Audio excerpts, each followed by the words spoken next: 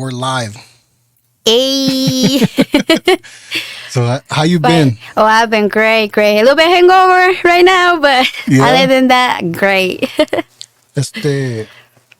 So you said you were what were you doing yesterday? ¿Qué pasa? What were we saying you were doing yesterday? Digo que nos fuimos like uno, it was called Terra Luna. Y era como una caminada, like a bunch of like people doing like a bunch of stuff con instrumentos. It was What pretty is it called? dope. Terra Luna? Is it like a Latin event? No, it's like a, ¿qué te diré? Es como, I guess it's people that just interpret like violin with music, and like there's people like on a piano. There was like girl like twisting all crazy, doing some crazy ass yoga poses. Can I cuss in here? Yeah. Okay, bet. Yeah. Yeah, they were doing all types of crazy shit, and they had some wine, and I told you I'm not no fucking wine drinker. You don't drink wine? Y que me tomo unos pinches wines, and it got me fucked up. I don't drink wine either. Yeah. I've never liked wine. That was a dreadful part of the quinceañeras. The wine, right? Champagne. The champagne. I don't know why. I just don't like it. I don't like liquor at all. To be honest, I can't. Ni cerveza, Nothing. tequila. I don't enjoy the taste of any of it. I just drink it because like it gets you loose. It gets you but loose. as far as taste wise, I can't say that I sat there and be like, oh, this tastes good. Yeah. You know what I mean? Yeah. I'm like I told you, I don't do dark alcohol, pero tequila. That I'll do tequila. I'll do tequila. I think if I'm gonna take shots, it's gotta be tequila. Yeah, You know yeah, what it I has mean? to. Yeah, it has to sometimes because te digo, if you bring out the dark alcohol, I'll be like como araña. Yeah. No, don't. Like Johnny be on Hennessy hard. Yes, I remember the other day he was trying to like drink with me. He was like, "Aquí traigo una bar." I was like, "Boy, no," because I was the one that I used to drink dark alcohol with. Yeah. But I was like, "Nah, John, ya no." No, John. That was one time we went to a camping trip. I went with my family, and I saw these fools in the river, and I was already drinking a little bit. But seeing John, I got excited, and he gave me the Henny. You know what I mean? And I took a good shot, and after I left him, probably like 20 minutes later, I was fucking Gone. shit faced because I wasn't accounting for what I was already drinking. Right. And that was the first time my mom has ever seen me that bad. Really? I was puking. Like I was puking. At some point I was crying, telling her how much I loved her. Yes, this is the thing. Yes, I remember one time my dad got super fucked up and I got super fucked up. And mi mom, pues se metió mi dad, right? Y ya, pues lo acostó. And then I was super fucked up. And my little sister was like, "Bro, I think you're super fucked up." I was like, "Yeah, let me go inside." Man, as soon as I fucking walk into my stairs, ni podía. Like, I was literally crawling these shits. And then as soon as I go inside, I open my mama's door, like, boom, kick that shit in. Crawling between my mama and my daddy, and I'm there just hugging them, bien peda, telling my dad, "I love you." Do they both drink still? My mama has never drank. She never Ella has? es lo que dice. Yo no sé cómo salieron pedas, que my mama don't drink, don't smoke, pero I feel like lo saqué de mi dad. Yeah. My dad was an alcoholic when I was younger, and he's more than an alcoholic, but he changed when I was little. I probably was like 8. So like from when I was 8 until I grew up, he was a changed man. Because he almost lost my mom because of his party ways. You know what I'm saying? And I remember those days. Because I remember my mom telling me if me and your dad split, who are you going to go with? How will you, And I was like, I ain't going to go with none of you. I was like, I'm going to go with my grandma. Fuck both of you. That's crazy. That's crazy how you said that because, yo también pasaba like with those experiences where your mom and your dad, hasta ahorita they're together, gracias a Dios, But they've mi mom... They've been married they've been... since? Yeah, they've Since been they had you? together. Yeah, they've been, how... That's 35 years, 36 years. So let me ask you this. Knowing that's perfect. That's perfect because I have a perspective that I found that a lot of people in this era, or maybe it's just the culture, that I feel they don't understand me sometimes when it comes to being in a relationship. Right. I feel like since I seen them go through their worst, I've seen them at their worst. I've seen them at their Best. pivotal point, Yeah. and then I've seen the change, and then I've seen how they maintain since then. I when I'm in a relationship, I know where I'm at in the relationship. And I know that even though it's dry and it's not the best, I know that in time It's it's gonna gonna change. It's gonna change. Because I want it to. Right.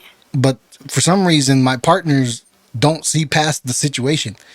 You know what I'm saying? Exactly. And I'm always the one that ends up holding on, and they're the ones that end up moving on. Moving on. You know what I'm saying? And I tell them, like, bro, like, my parents went through this, and this ain't shit compared to what they went through. Exactly. And they're like, well, nobody's gonna be like your parents. You know what I'm saying? But I'm like, it's not about being like them. It's It's the principles, it's the values. It's like if you do love somebody, you know, you're gonna stick by them through thick and thin. You Yeah. know, si de veras tú amas a una persona, you know that, you know, you gotta work through if you really want it, you know. And it's true, like, como lo dices tú, you know, like, tú los miras a ellos, and it's not that you're holding up expectations or you want your relationship to be like that, pero pues, you know, uno mira like, damn, pues si uno quiere eso, you know, like, be with somebody. I think everybody low key, no matter what background you came from, they want that long lasting relationship. Yeah. But not everybody has I believe that not everybody has the blueprint to make it. To make it. And it's got, and those people end up going through so many partners until their old age. And then once they're old age, they realize that I have to settle with this fool. With exactly. You know what I'm saying? Exactly.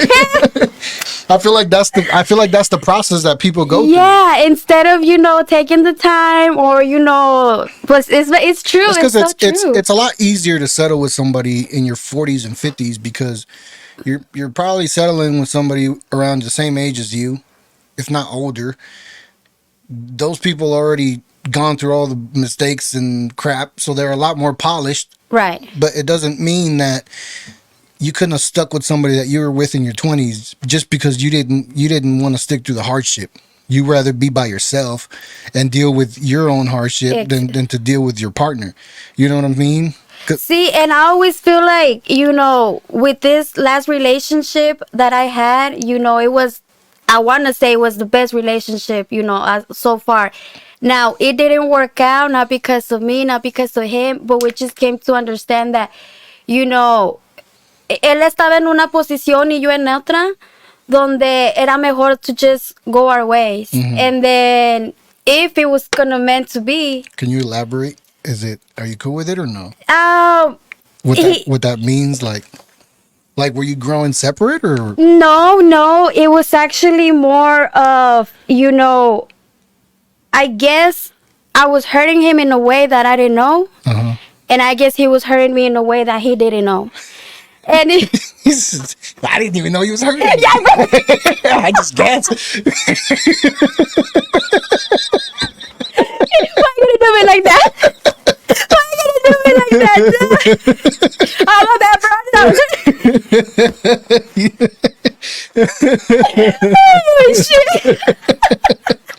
shit. No, okay. I'll give you that. No. So you guys were. It was too much love. I guess that sometimes. It was high passion. How passion had everything. Okay. Hey, we came to talk. Right.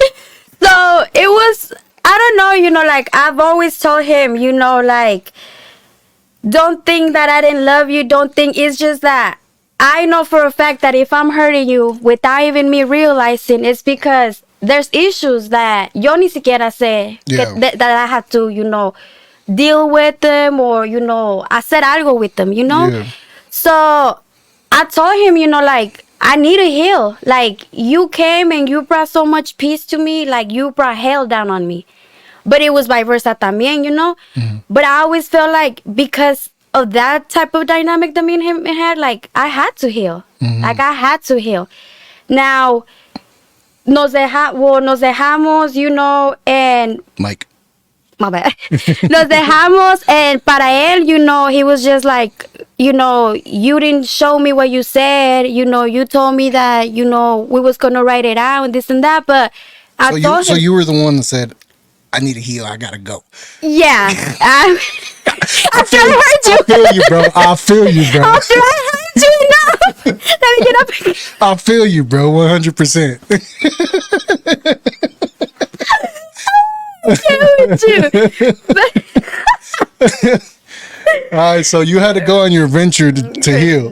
not in my adventure. I feel like I just put my priorities together and be like, you know what? If I'm gonna be with you, I'm gonna be with you being la mejor persona que yo va a poder ser. So you guys still talk?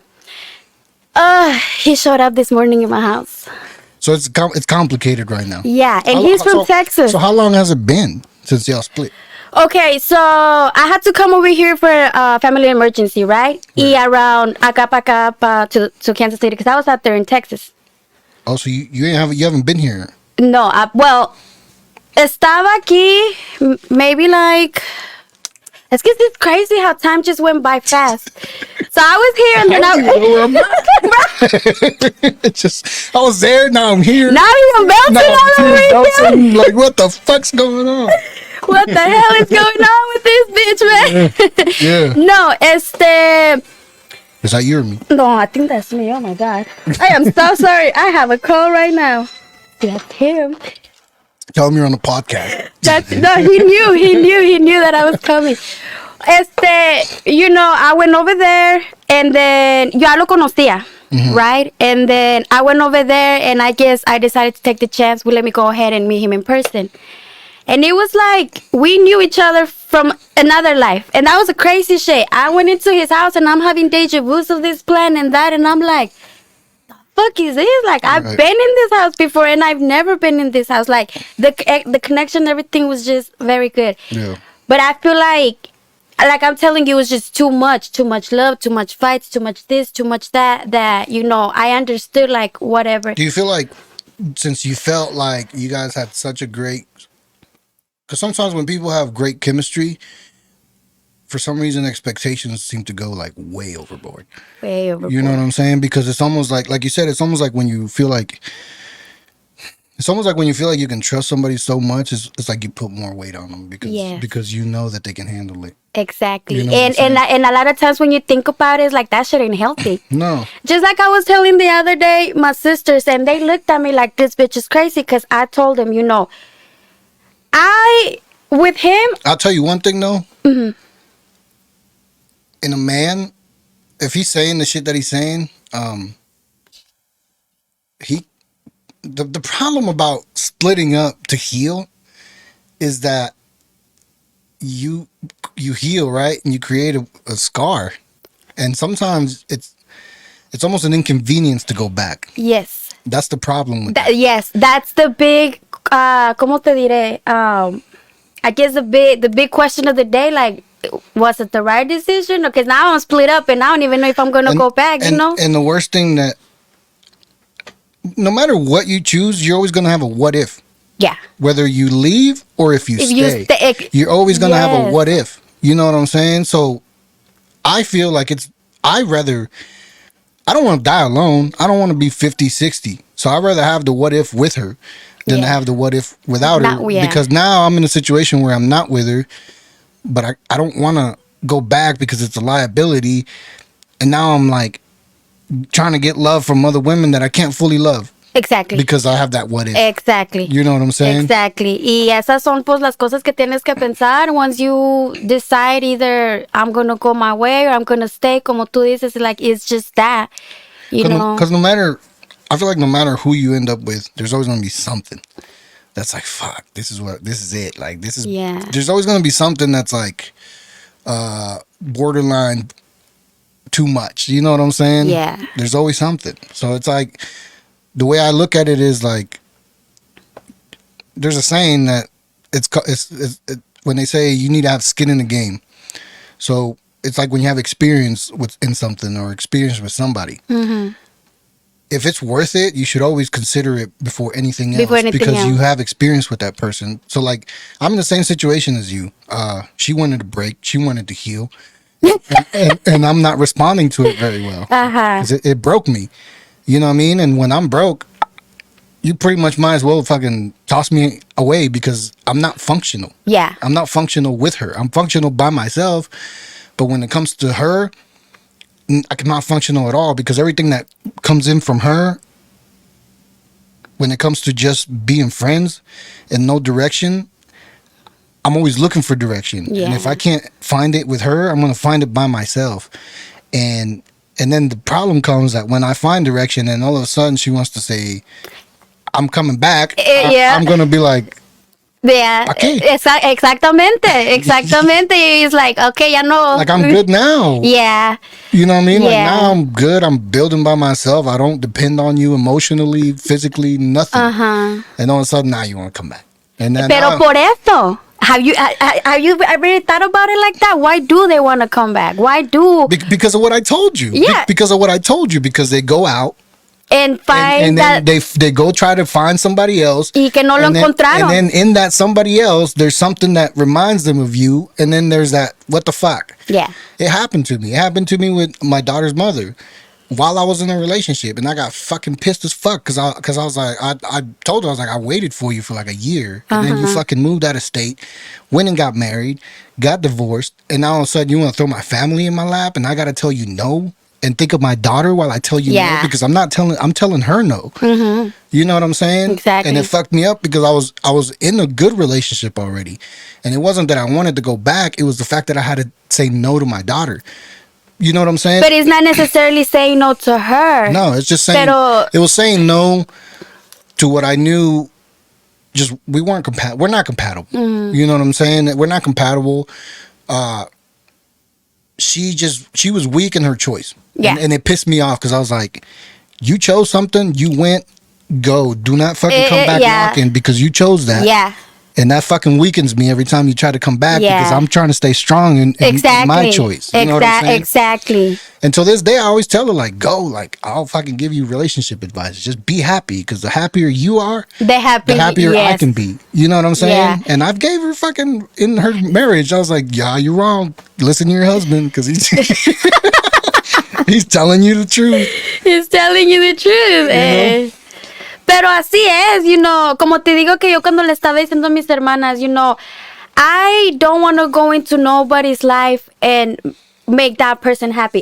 Because I don't want nobody to come into my life and make me happy. I want to be happy and find somebody that's happy so we could be happy together. Like, yo no te quiero poner ese like responsabilidad a ti. You gotta make me happy. You're my man. You gotta, no. I have to be happy with who I am, love myself in order for me to love you and be happy with you. Pero si le estoy diciendo a mi vato, oh no, me tienes que tener bien complacida. You always gotta make me smiling. Like, I can make myself laugh. You know what I mean? Like, I don't have to But you don't have to tell him that. no. You don't have to tell him that. No, I know, But you do. but I do. So that's your codependence. Because that means that you can only be happy on your own. That means that you can't be happy on your own with somebody. No. I want to be happy with somebody that I know they're happy y que yo sé que, I don't have to depend on them to make me happy, and they don't have to on me to make them happy, but we could both be happy by ourselves and then just come together. And I feel like that's when a relationship sí funcionan. But what happens while you're together and something bad happens and you both lose your happiness? Are you gonna leave again? No, of course not. You had to push through that shit, because now you know that it's not even about making him or making you happy. It's about y'all were good at one point and then something just happened and you have to stick if you really want to be with that person, if you really want to love that person. ¿Sí me entiendes? I guess que yo soy muy como... I'm just very, como al pan y al vino, I don't want to sugarcoat anything. I don't want to, mentirle a alguien. And I'm very like, así como soy, voy a decir lo que es. And I'm sorry if it sounds fucked up, but just hear me out. That's all I ask. Yeah, me too. I've been told I can hurt with honesty. Yes, because people are not used to honesty, especially these days. A la gente le da tanto pinche miedo hablar con la verdad. Yeah. Because, look, I cannot even say something because the next person might be thinking, ya les estoy tirando. Like, I feel like, I'm going to give you an example. A lot of people, when they see me posting my shit, they be like, this bitch hates gay people. She hates homosexuals. My best friend is gay. I love this motherfucker. Yeah. Like, you know, it's not that I have an issue with them. What I have an issue is with the agendas that you guys are not seeing. You know, I do believe that in prison they're making all of these motherfuckers gay. I believe this shit. Yeah. I believe when they vaccine kids, you know, a las niñas las hacen estéril. You know, a los niños. That's why I was kind of, I mean, I'm still against that. Yeah. The COVID shot. Because Yeah. I don't know. This is what, you know, everyone around me has been vaccinated. I'm the only one that hasn't. That hasn't. And everyone's like, you know, if you get COVID, you're not going to get as sick. But I'm just like, my perspective is, how did we get a vaccine for a deadly ass virus that just came out within less than a year, but we can't. But we can't do that but we can't find a cure for the common cold. Exactly. You know what I'm saying? So I'm like, okay, maybe you get the shot. What are the repercussions long term? Nobody knows because yeah, it's the like, shit haven't even been out for 2 years. What if it makes women fertile? What if it fucks up the men's sperm count Yeah. or something? You know what I'm saying? I mean, everything fucks up. And I feel like marijuana fucks up a man's. Oh yeah. For real. For sure, it's true, you know. But that's the choice that we're doing, though. I mean, if I was a man and I know I me gusta fumar, I mean, that's the choice that I'm doing, just like the choice that I'm gonna make if I'm gonna get vaccinated or not. You know, my mom and my dad are really thinking about getting it. Y yo le digo a mi carnala, like, it breaks my heart. Because, you know, yo no les puedo venir a decir qué hacer. It divides a family, though. It does. Because my mom kind of stands with me on the idea. My dad doesn't. He's more, I don't know. I don't know what my dad's mentality is, but he just went and got it. And then my brother got it. And then my mom got mad. And then her job forced her to get it, pretty much. You know what I'm saying? But me, like, I'm still at a point where I'm not forced to. So I'm just kind of like, I don't know. I don't feel like I feel like if I would have got COVID already. You know what I'm saying? I would have got COVID. And at this point, I feel like if it was airborne, if it was all around, ya todos lo tuvimos. Yeah.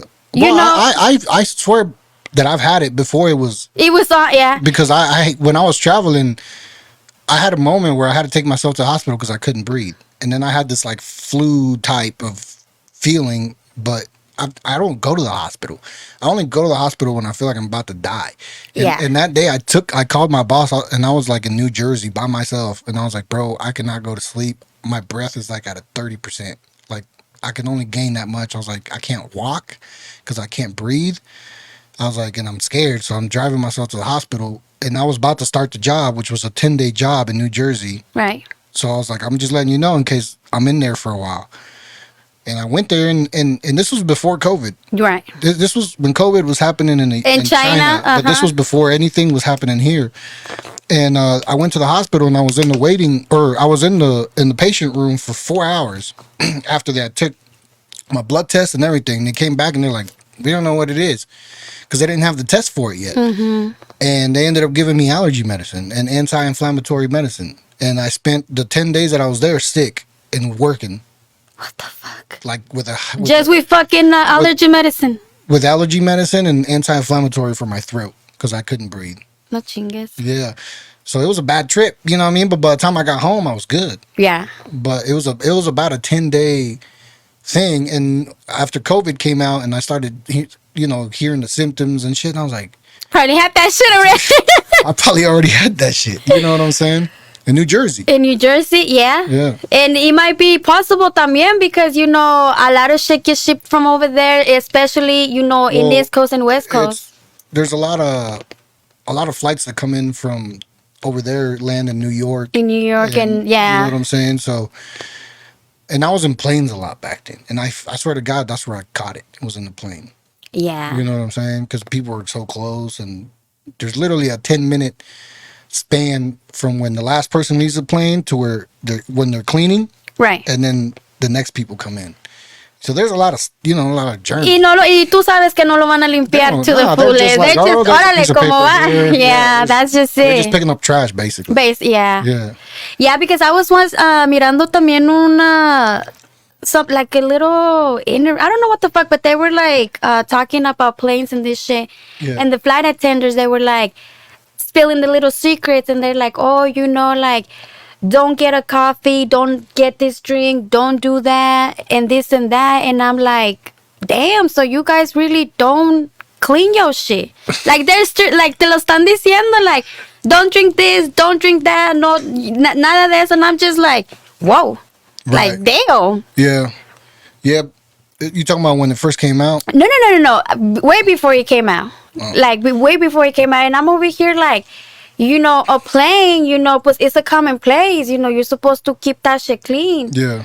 Pero, Well, one thing, the whole COVID scenario did help in a lot of things, because now I look at kitchens like, damn, we should have been wearing masks in kitchens. You know what I mean? Yeah. Like, because people sweat yeah. and shit like that. So I'm not opposed to like the food industry Yeah, having masks, but goddamn, like if I'm trying to go to Walmart, Yeah. like that's too much. That's you know too what much. I'm saying? And then what's the purpose like being vaccinated and then still having to wear a mask?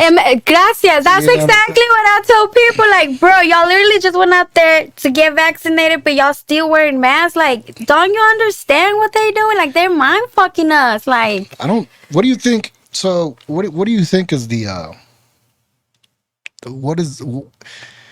what do you think is the purpose? okay. What's for your real? what's your Okay, belief in? Here I come. Let me drink some water so I can tell you now. Hold on. Este, I need to see your face. they need to see his face. There we go. No, look, I do believe they have agendas. They have agendas for all types of shit. Okay. When you really just think about Bill Gates, okay, you were building softwares and how the fuck did you become so expert into He vaccines? doesn't even have a doctor's degree. Now, exactly. Now, I found out that this motherfucker, a long time ago, maybe like about 5 years ago, Yeah. mandó boxes and boxes and boxes of fucking sneakers to Africa. Really? Because he wanted it, like, he cared about the kids. Oh, If I know I have that much money, were they Jordans? no, there was just fucking sneakers. They were just some shit. Now, these sneakers se los dio a every single kid that he will see walking by, like in the worst fucking scenario. Like 6'9", walking around giving $100 bills Now, on camera. when I thought about it, I was like, I know if I have money like that, I'm not gonna go keep no motherfucking candy. I'm gonna make sure that mama has comida. Yeah. Les voy a llevar una despensa, probably drop some money so they could go get some food, whatever, because they need it. Yeah. But why are you giving them candy? Because this motherfucker los tenía like, a lot of kids died after they had this, and then they were like, how, tan flaquitos, they don't eat, but they don't die like that. Right.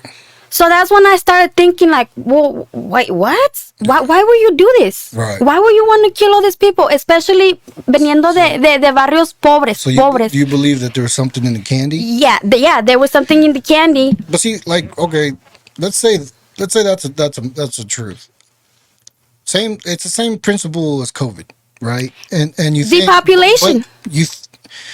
but why do you think they want to depopulate? There's enough Because space on this earth. exactly. We're not even close to being Look, overpopulated. at the end of the day, look, I don't even call myself Mexican. I call Mexica. I'm like 100% Mexica. Like What's Mexica?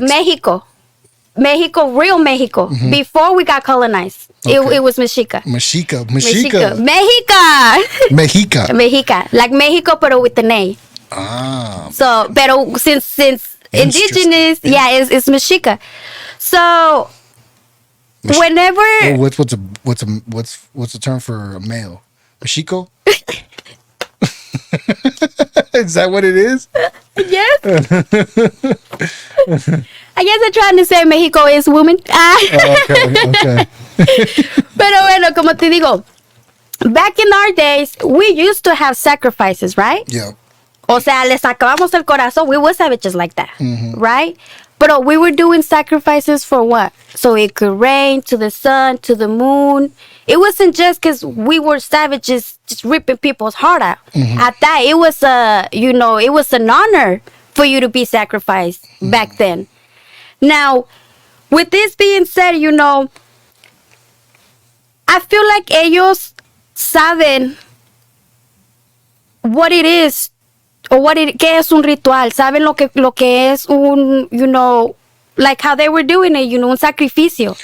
So you believe that the candy is like an offering? It's like It's an like a offering. sacrifice. It's like, yeah, and then obviously se lo vas a dar a un niño inocente because we all know babies and kids, they're free from anything. Right. They're free from sin. They're free. Vinieron ellos libres. Yeah. And then I feel like obviously the kids are the future. Right. So if you ask me, he went and wiped up a whole motherfucking generation. Right. It's scary to think what kids are growing up in now, because there's it's really hard to like save them from anything nowadays Exactly. because of the internet. They don't play outside no more. We can't no more because COVID. Now we have an excuse to stay in. You know what I'm saying? Even I use it sometimes. Like, COVID's out. I'm gonna stay home and play video games. You know what I'm saying? Like, I'm not going to the club no more. Fuck it.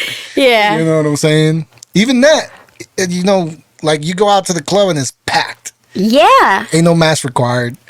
Fucking drinks everywhere. But do you see now you see what I'm telling you? Like, people are so mind fucked. Like, you over here so worried about COVID, but then allá te estás metiendo. Yeah. A lot of y'all didn't take the vaccine and a lot of y'all did. Like I told my mama, the ones that got the vaccine are the ones, because you know how they say, oh, va a venir otra new wave of corona. Well, how the fuck do you know?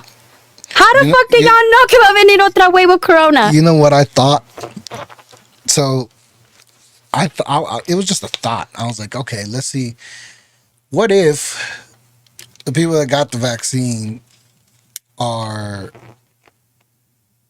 gonna be changed in a way, like DNA wise, to where in the future there's gonna be another wave of something different, and they're the ones that are gonna be affected. Do you know what I'm saying? Now you think about it, Or backwards. exactly, and then how how you were saying it, that's just modifying our DNA. But that's Now imagine a person that's been modified by his DNA y luego otra persona, and then these two people create a kid.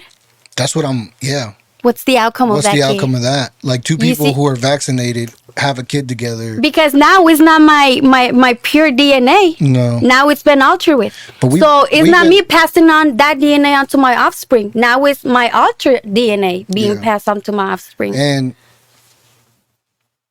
genetic modification is real. Lo hacen con comida.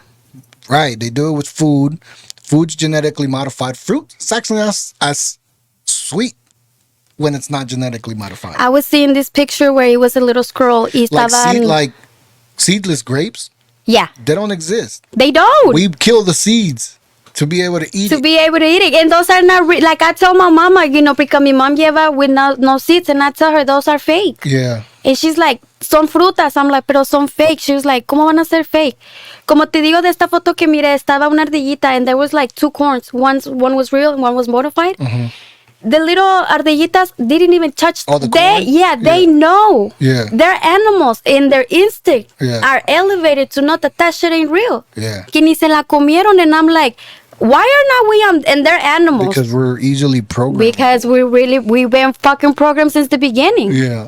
It's- We've been programmed since the beginning, and this is when I tell people, like, maybe the shit that I say that does sound fucked up, but I'm just keeping it real, like. That's because, like, some of the stuff sounds super far-fetched sometimes. Like, even that thought where I was thinking, like, maybe the vaccination will affect the people that are vaccinated in a different way. In a and shit. different way. But it's like, I expand my possibilities. You know what I mean? Yeah. I got a lot of friends like that, but I feel like the generation before us is a lot less, how do you explain it? A lot less open, because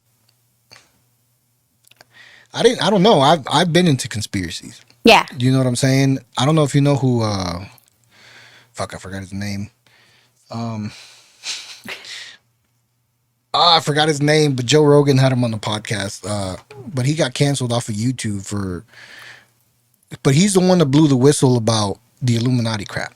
I don't know if you've ever seen the video where the guy's like in the bushes recording these guys doing a sacrifice. Yeah. An owl. Yeah. He's the guy that recorded that video. And Okay. And his father before him was a whistleblower too.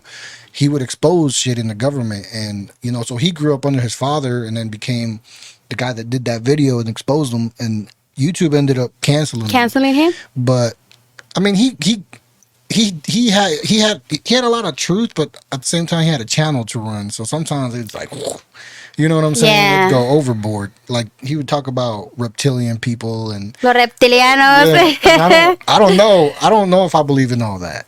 See, it came to my conclusion because it is true, we, como te digo, I believe in Mexica. We were one of the first So do you believe in God? Okay, this is a tricky quick because a lot of people me dicen, eres una pinche satánica, because I don't believe in religion. I don't believe in santos. I don't believe in vírgenes. I believe in a God. But I believe that God is inside of all of us. So I'm God. Mama slapped me. Yeah. Mama slapped me when I told, she's like, pues tu puta, ¿quién te crees que eres? And I was like, pues una pinche diosa. And she's like, the fuck? Yeah. She's like, how the fuck you gonna compare yourself to God? I was like, it's in the Bible. Y'all still Catholics. Y'all preach about the Bible. It's in the Bible. Read that shit. Yeah. God is within us. Yeah. That's me. Yeah. So I do believe in a God. I do believe in the creator that put all of this together, but I feel like we all in this together. Right. So you see what I'm saying? Kind of like, the stars. They're made out of atoms. We're made out of fucking atoms. Stardust, all of that shit. We are the universe. I look into your eyes and I see the universe in your eyes because all them little, you know what I mean? Yeah. So. I'm flattered. But you know what I mean? Like, it's something real. I used to believe like you until I did mushrooms. Oh my God, I've been dying to do mushrooms. And when I did mushrooms, I realized that we are a speckle in this universe. Yes. And even though, because I used to believe the same thing. I used to believe that God was all in us, and He is, but He's in us in a different way to where we're not what we think we are. Because mushrooms will fucking dissolve you. Yeah. It depends on how many you take, but mushrooms will dissolve you to the point where that God that sometimes you feel is in you, it's not there. It's not really there. He's Out there, everywhere. yeah. He's everywhere. It's just that He's so big. He's bigger than anything we've ever even imagined. Because religion fights with science. Yeah. But when I was on them, I was like, science is part of His plan. Like Yeah. the reason why we're able to we need science to grow because we need to figure out things. Exactly. And sometimes scientists think they're God because they know things, but then scientists hit a point where they know they're tempering with the limit, like genetic modification. You know what I'm saying? Yeah. But God is still so much bigger than that. God is beyond the stars. It's immense. He's beyond Yeah. the atoms. And when I was on there, I had this vision where I had that vision where I was like, we're nothing but atoms. I'm like Earth. Earth is like a cell. Yeah. And in the universe the universe is a cell. Earth is like an atom, and we're like micro cells within a cell. Within a cell. Yes. You know what I'm saying? And I was like, blown away. You know what I'm saying? Yeah. So that's when I feel like that's when my faith started not my faith, but my belief started being a little different from the original, just going through And it's crazy because I had people tell me that, they're like, D, you believe, tú tienes tu pensar, but once you on shroom, it's gonna change. It's because you're gonna see the truth. It's gonna make you look at yourself. It's gonna literally, and you're not gonna have control. But like I said, it depends on how much you do. Right. And with your size, 5 grams is gonna get you there. 5 grams is gonna get me there. Yeah, but it's something you really have to like. You can't just do it to do it. You have to be prepared because sometimes it's not a happy feeling. Yeah. Sometimes it shows you your demons, and you never want to go back there. Oh my God. But sometimes it's so like sometimes it'll show you the fucked up part about you that it's fucking shit up for you. You know And what a I'm lot of saying? people are not ready to see that part. Yeah. So when I did mine, I had done a lot of research, and when I did them with the sole intention to find something. To find something. Yeah, and I remember while I was on it, I was texting my girlfriend, which I should have not been doing. I should have been writing Yeah. instead. But I was texting her and I was telling her that I was wrong. I was telling her how wrong I was for being so aggressive. I was like, I need to be a lot more patient because we were in a situation where I wasn't comfortable. Uh-huh. And it was something that she had to do for her family, and I just wasn't comfortable, and I was trying to push, and Right. you know what I'm saying? And at that time, like I should have been a lot more patient, and I was getting it was revealing to me, you know what I'm saying? Yeah. That I was fucking her up because I was just trying to fucking get it over with, Yeah. you know what I mean? And then she sent me a text back. She's like, I never knew you felt that way, and I was like, I always have. I just didn't You know. never- yeah. I didn't know. I didn't know that this is who I was being. Yeah. It just took me and In a different perspective. yeah, and it made me look at myself. Yeah. And that's when I really started believing why mushrooms could be used for therapeutic. Yeah, and this is why they're banned. Just like LSD, just like ayahuasca, all of this shit that's gonna put you. Because it takes you because it removes you from the. I'm sorry. You're good. It removes you from the spell, from that.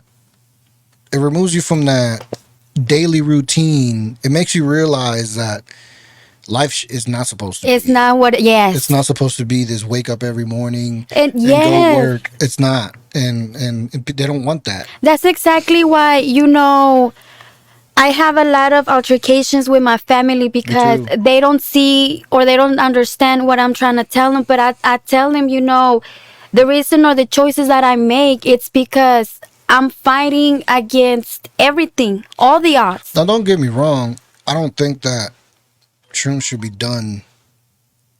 I think you need to be very specific on who you do them with, Yeah. how you do them, and like I said, your direction, because Yeah. they're not something you want to play with. As far as if you're a weak-minded person, Exactly. That's You know what eso I'm me han saying? dicho. Like, if you cannot pop these motherfuckers, if it's gonna eat you up. It's gonna fuck you up. yeah, because like I said, it's not a joyful ride. Even though It's a trippy ass shit.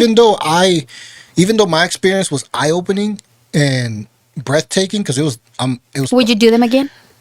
yeah. Yeah. Yeah, but I'm not at that point yet. Okay. It's been about a year, or maybe a year, a little more. But even though my experience was eye opening and it was thundering that day, and I never looked at rain Like the same. same. I mean, it was thundering. I thought I was gonna be scared. It was beautiful. I felt like running out there and like hearing the thunder, Yeah. like it made me feel like, fuck, we're so small, bro. Like, what the hell are we worried about? Exactly. You know what I'm saying? Like, it made me feel like I was breathing, I was healthy. Like, what am I worried about? I looked at my truck and I was like, why the fuck I need that fucking truck, bro? Yeah. I didn't- It what I'm humbles you. saying? Yeah. And I always feel like as a person, but it's something that it forces you. Yeah. And some people, this is what I tried to tell my dad one time. Some people need to be forced because they don't know how to let go. They don't know how to let God work in them. And I don't believe that shrooms are against God. I feel like shrooms God put them here. I feel like, to be honest, it made me realize what God was trying to tell me. Yeah. You know what I'm saying? Yeah. It just made me look at things different. Differently. Yeah. Yeah. And I always fight with them because they're Catholic and I was raised Catholic and my mom baptized me Catholic. Yeah, And that- she's like, you're fucking Catholic. I'm Yeah. like, you know what I'm saying? Yeah, and it's hard for them because, como yo le digo a mi mom, I do wish get excomulgada. I don't want them because to the iglesia it's just a number, so they could see how much people are really following their religion. When those numbers start dropping, So the church is a church thing, but it's about the belief when you're doing the baptism. yeah. It's about the belief, and that's what my mom. I've My seen- mom has the belief, and I- she believes that when you're baptized, like you're saved from sin. Yeah, you know that's what what I'm saying? that's So there's the church needing members, and there's the people that are doing the rituals with belief With- that believe yeah. in the ritual. You know what I'm saying? See, I seen a baptism of a little girl. You know, they're indigenous, they're natives, Yeah. and little baby girl. You know, they took her outside and there was the snow, and they literally took out her little clothes y la acostaron. And you know, back then I was like, you motherfuckers, you don't do that to a baby. You know, a baby gonna get sick. But then I started understanding, like, she got, desde chiquita, she felt Mother Earth. So you know what I'm saying? So it changed my mind a little bit, and I was like, damn, this is actually beautiful. Because as a young baby, you're born, I'm telling you, you're born free from sin. And the fact that te pusieron así and you felt the coldness, you felt what Mother Earth can be. You know, Mother Earth nos da, rain, snow, beautiful sunshines, rainbows, flowers, grass, trees, nos da todo. And the fact that as a young, that belief that they have, that as a young baby, this is what it is. And now, to me, I understood it, ya no lo miré like cruelty type, ya no lo miré like that's fucked up, because they didn't leave the baby there for 5 minutes either. It was just like, así nomás, so she could feel that snow. So that's when I thought, me puse a pensar, and I was like, well, it's actually beautiful. Because she's getting, and the natives, they're spiritual people. Ellos no tenían religión. My personal opinion, snow's probably not the best thing to fucking. I can see some dirt, maybe some mud. Yeah, I mean, yeah, You know what I yeah. mean? But I guess, yes, I mean, así yo me sentí también, like, Put 'em in the damn. Yeah, snow, put him in the goddamn. snow. It's a little bit cruel, pero once te pasas, you actually think, y you let go of that image, and then you actually think, what it actually means or what it stands for. And ya es cuando yo entendí, like, damn, like, you guys are, the savages, like, y se me hizo bonito. It's true. I mean, yo literal, ahí en un pastito, ¿verdad? Like, Yeah. así, where the little flowers are at. Yeah. But I guess que la morrita nació during the snow, o Yeah. no sé qué, pero, and te digo que, it brought me to another thinking, it brought me to another pensar, because I was like, damn, like, as a baby, I was never put in, snow like that. So, I don't know what that is. I was never connected to Earth like that as a baby. So you see what I'm saying? I feel like that. Were you that's born in the U.S.? no. I'm straight out illegal, motherfuckers. Where are you born? Durango. Durango. El corazón de México. So at what age were you brought here? I think I was around 8. I know that I was in 3rd grade. Third grade. Third grade, yeah, because I did la mitad de 3rd grade en Juárez, y luego, me brinqué, and I started 3rd grade otra Yeah. vez. Did you know that mushroom practices were, it was a lady in Mexico. I can't remember her name, but she was the one doing them, and it was in Mexico. So it's their indigenous. Mi chica, Yeah, I'm telling you. they're indigenous practices. Yeah. And there was a scientist from the U.S. came down there and researched and found her, and I think he did them and realized that they were very beneficial. yeah. So that's how it got They brought him over here. here. And now they're studying how it could help. And that's, they're talking about shamans and probably setting up, places like that. I actually found out. But see, what happens is that it takes away the belief system of, like, religion. Yeah. It does, because it makes you more spiritually independent and more dependent in your own spirituality. in your own self. And therefore, a lot of people don't comprehend it because they feel like they need to be at a place. Right. You know what I'm saying? And this is more self spiritual finding, more self in like spiritual independence. Right. You know what I'm saying? And right now, there's really not a lot of, well, there is none. There is no places you can go and experience this. You know what I'm saying? So like people like me who've done it, go for a long time because I don't have friends that are constantly seeking their spirituality. Yeah. You know what I'm saying? So, but it does make you question a lot of crap. A lot of stuff. It does, and it Yeah. could be bad. It Yeah. could be bad. I mean, it could break your beliefs, it could, you it know? could be bad because it's gonna break your even the Yeah. beliefs you have now. It'll break, It will break them, yeah. and then it's gonna make you clash with your family more, and it's like it's something that you have to do in private. Yeah. You know what I'm saying? And I don't think I would want my mom and my dad up in me or in like no, Yeah, no. no. You definitely do not want to have anybody Yeah. with you that does not understand what you're doing.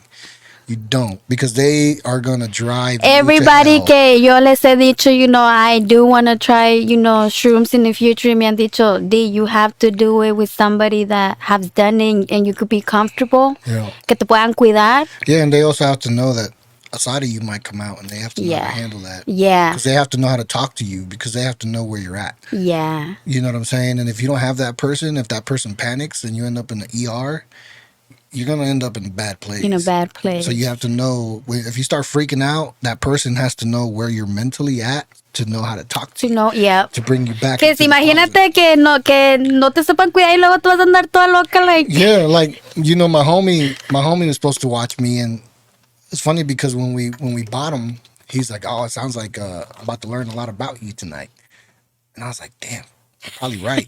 You know what I'm saying? And that fool fell asleep. No más. He fell asleep watching me, and I was watching him, and I was like, "Damn, I'm learning a lot about you, bro." Right? I never seen you sleep before. You know what I'm saying? No, I was just like, I told you this was serious, bro. I told you that this could potentially be bad, and Yeah. you're supposed to watch me, and you're fucking sleeping, bro. I could be losing my mind right now. You know what I'm Right. saying? But luckily I handled it well. Yeah. Luckily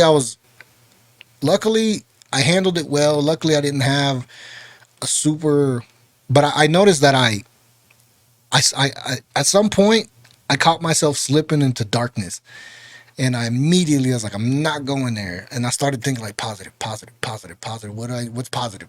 And then I started like trying to focus on positive thoughts. Right. And I realized how strong Your thoughts can be. negative thoughts Can- are yeah. compared to positive. positive. And I realized that in my entire life, I've always let my negative thoughts overcome anything positive. Oh. Because I was illegal at a young age.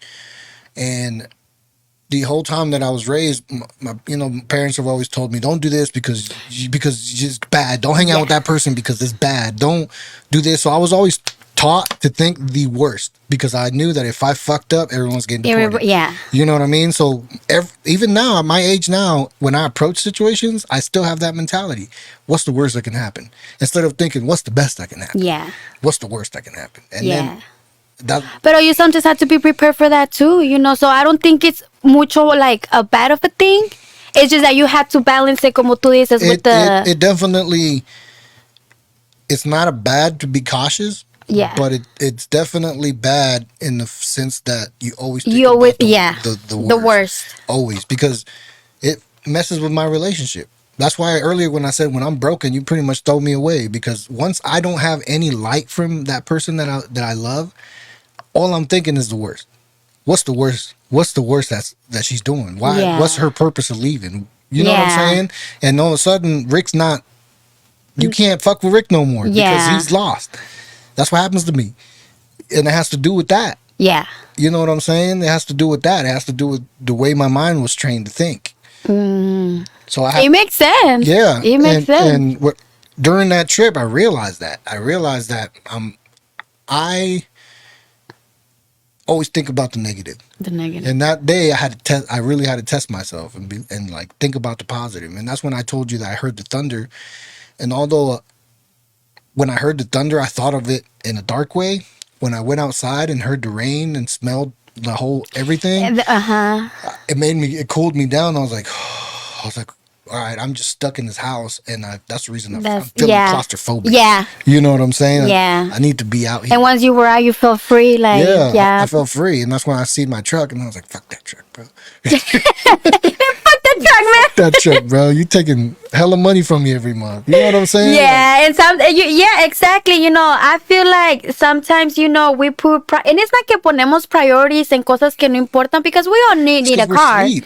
We're sleep. Literally, we're every single day. We're asleep, chasing the bag. Exactly. Chasing Instead this of letting the dream. bag chase you, like you're supposed to attract this shit. Like I'm not supposed to sit there and go chase no fucking money. Money loves being around me. So The thing is that we used to trade back in our primitive days. We would trade. Money didn't exist. yeah, It was trade. Even in Mexico to this day, they're my- they're bringing that shit back my now. uncle, we're from a very small town, and when I went down there, he's a miner, and we literally traded bags of rocks that could potentially carry gold for a piece of equipment that he needed. And I was amazed because I've been down here my whole life. Yeah, in the US, you when it was something new. So when I went back over there, no, I knew it existed, but I didn't know they were still Doing doing it. it. When I went down there and we did that, I was like, damn, the whole crew. It was 5 of us. Uh-huh. The whole crew worked that day to get those bags to get that piece of equipment, and that was the day's goal. The days. You know go. what I'm saying? Yeah. And we did it, and I was like, we didn't pay a goddamn dime. We literally just worked. Yeah. There was no money involved. It was just a trade, Yeah. and it was eye opening to me. It is. You know It what I'm is. saying? I've seen shows, you know, of people that live in Alaska, and you know, uno se van and they get fish, y otros agarran otra cosa, and then they just go outside and be like, "I treat you this for that. I So treat you that for that." imagine a world where there's no money. Oh, that's what we need. Imagine a world where there's no money and it's all a trade. Do you think the ego would be as big? No, I feel like people will. Because you can't have Yeah. you could have a lot. Because you know, money es cabroncillo. You know, when you have a lot of it, you know, obviously it comes with power. So you know, people a veces, you know, se pasa. You know, they overuse that power. No, like when people find out you have money or that you hold a good amount of money, some people just stay around because they know that they're gonna go places. Yeah. You know what I'm saying? Or that if they're family, they know that, hey, if I need something, I know this fool's got me. Yeah. You know what I'm saying? But like, it's not always 100% true love. True. You know what I'm Exactly. saying? Because I've been up and I've been Down, down. So uh-huh. like I know how it feels to be up. Yeah. Because my mentality completely changed when I was up. Right. You know what I'm saying? I even started talking crazy, like, y'all need to move faster. Like, Yeah. y'all just chilling too much. You know what I'm saying? You think I got here because I was chilling? Yeah. And then something dramatic happens to where you lose that, And then you realize. and then you're down, and then you're like, fuck, I was telling all these fools they did. You know what I mean? I was pushing them. Yeah. Now I'm down too. But I mean, I always said it. You know, it don't matter how many times you lose it. It matters how many times you come back and get it. Yeah. Because you know, you could either have it one day and not have it the next day. But if you're not really to get up and go back out there and get it again, I feel like that's where people, you know, it's like lacking that type of shit. You know, like once they have something, y luego ya no les va bien or whatever. And yeah, they forget about it instead of being like, nah, you know, you So- should just move from that. One of my friends one time told me that our generation, which is you, me, the first generation from our parents to come here, he said we didn't have the proper processes that were pre-built in our family to have certain opportunities. Does that make sense? Yeah.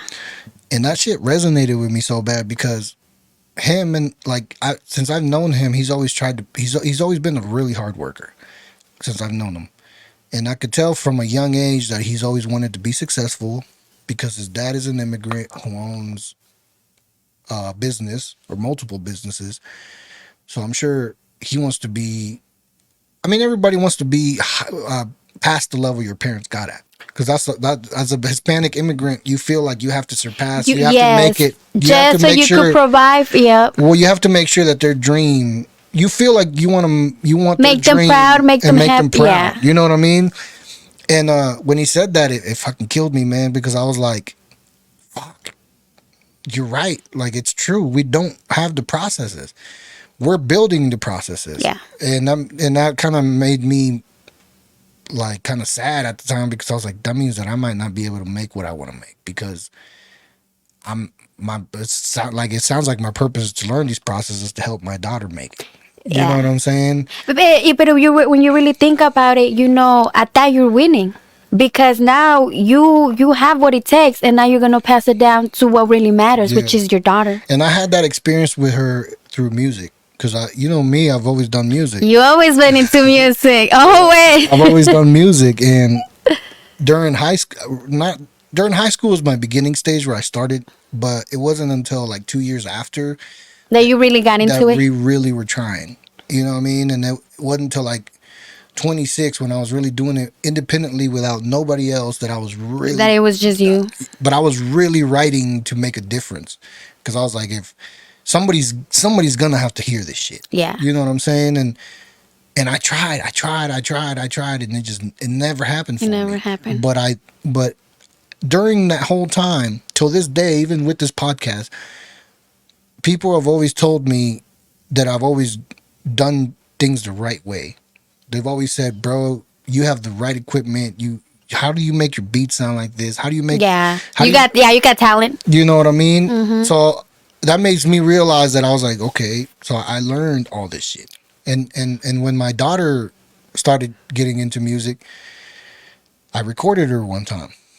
And she recorded the whole, it was just a freestyle, it was Yeah. just something simple, but I used all those skills to make that little freestyle sound like The best. the thing on the radio. Yeah. You know what I mean? And she don't care about that shit. So she Yeah. just left, right? And I called her, I was like, "Hey, come here and listen to your song. It's done." And she came in here all hopping and shit. And as soon as I played it, within 20 seconds of the song, she like hit under my desk. And she was in there just covering her face. And I was like, "What's wrong?" And she's like, "I can't believe that's me." Aw. You know what I'm saying? But you see what you did for her? And I realized at that moment, because I remember that moment when I started. Once I figured out how to do everything, I remember the first song that I did that I sounded like it could be on the radio. When I seen that, I was like, "Holy shit, she's experiencing!" But she's experienced it with me. I Yeah. experienced it by myself. Yeah. because my parents didn't relate to me on the music. And the aspect. music. You know what I mean? And I was so thankful for that moment because she got to experience it with me. Right. You know what I'm saying? And even though I don't see her a lot because she lives in North Carolina with her mom, everything that she does tends to align with me. Like music, she likes art. She saw you. She's expressed. You know what I'm saying? Yeah. And I used to be so scared of not having enough time with her for her to forget about dad. But everything that she's becoming is like attached to me somehow. Yeah. You know what I mean? And Yeah. it's just crazy. And at the end of the day, that's what matters. Yeah, no, it does, and I guess it helped me accept that maybe I'm not gonna make it in music, but at least I'm gonna be a stepping stone for her. For her, and yeah. good foundation. And who knows? Maybe whenever she out there, then it might be your turn. You never know. ¿Sí me entiendes? Because No, ya ella va. I think as far as rap goes, Oh, ya no quieres. Nah, because I don't like rap. Brings too much aggression out of me. It brings too much. Maybe this is why I'm not a rapper. Yeah, it brings too much aggression out of me, and then I talk about shit that I shouldn't be talking That about. you shouldn't be talking. Because it's the culture of it. You know Right. what I mean? And sometimes I get too honest on songs. Like there was a lot of songs that I never put out because they were just way too honest. But so, I mean, look, if you was to ask me, I would say go put them out because a lot of people need to hear it. Maybe. Yeah. No, you're right. You're right. And it might not be toda la pinche gente, but there's gonna be one that's gonna be like, bet, Yeah. I'm there. You know, Yeah. I'm thinking like No, that. I've thought about putting them up. It's never too late. I'm actually using, yeah, but I can't. The thing is, if I put them up, it's just for people to listen because I don't desire performing. I don't like the whole idea Being in stage. of being on stage. I don't like the whole idea. Are you shy? I wouldn't say I'm shy. I think deeper than most people. Mm, And when I think about fame and what you have to do to get it? to get it and maintain it, It's a lot. I don't want to. You know, I don't want that. I don't want that. I just want to make money out of my music. You know what I'm saying? Hey, the best producer. Right. I just want to make money out of my music. I don't want the fame. Even the podcast, like when I first started, I didn't want to go video.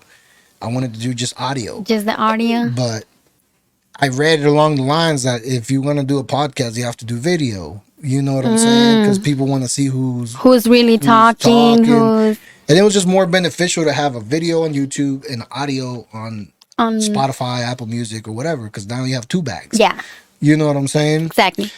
And honestly, the podcast, it was a whole accident.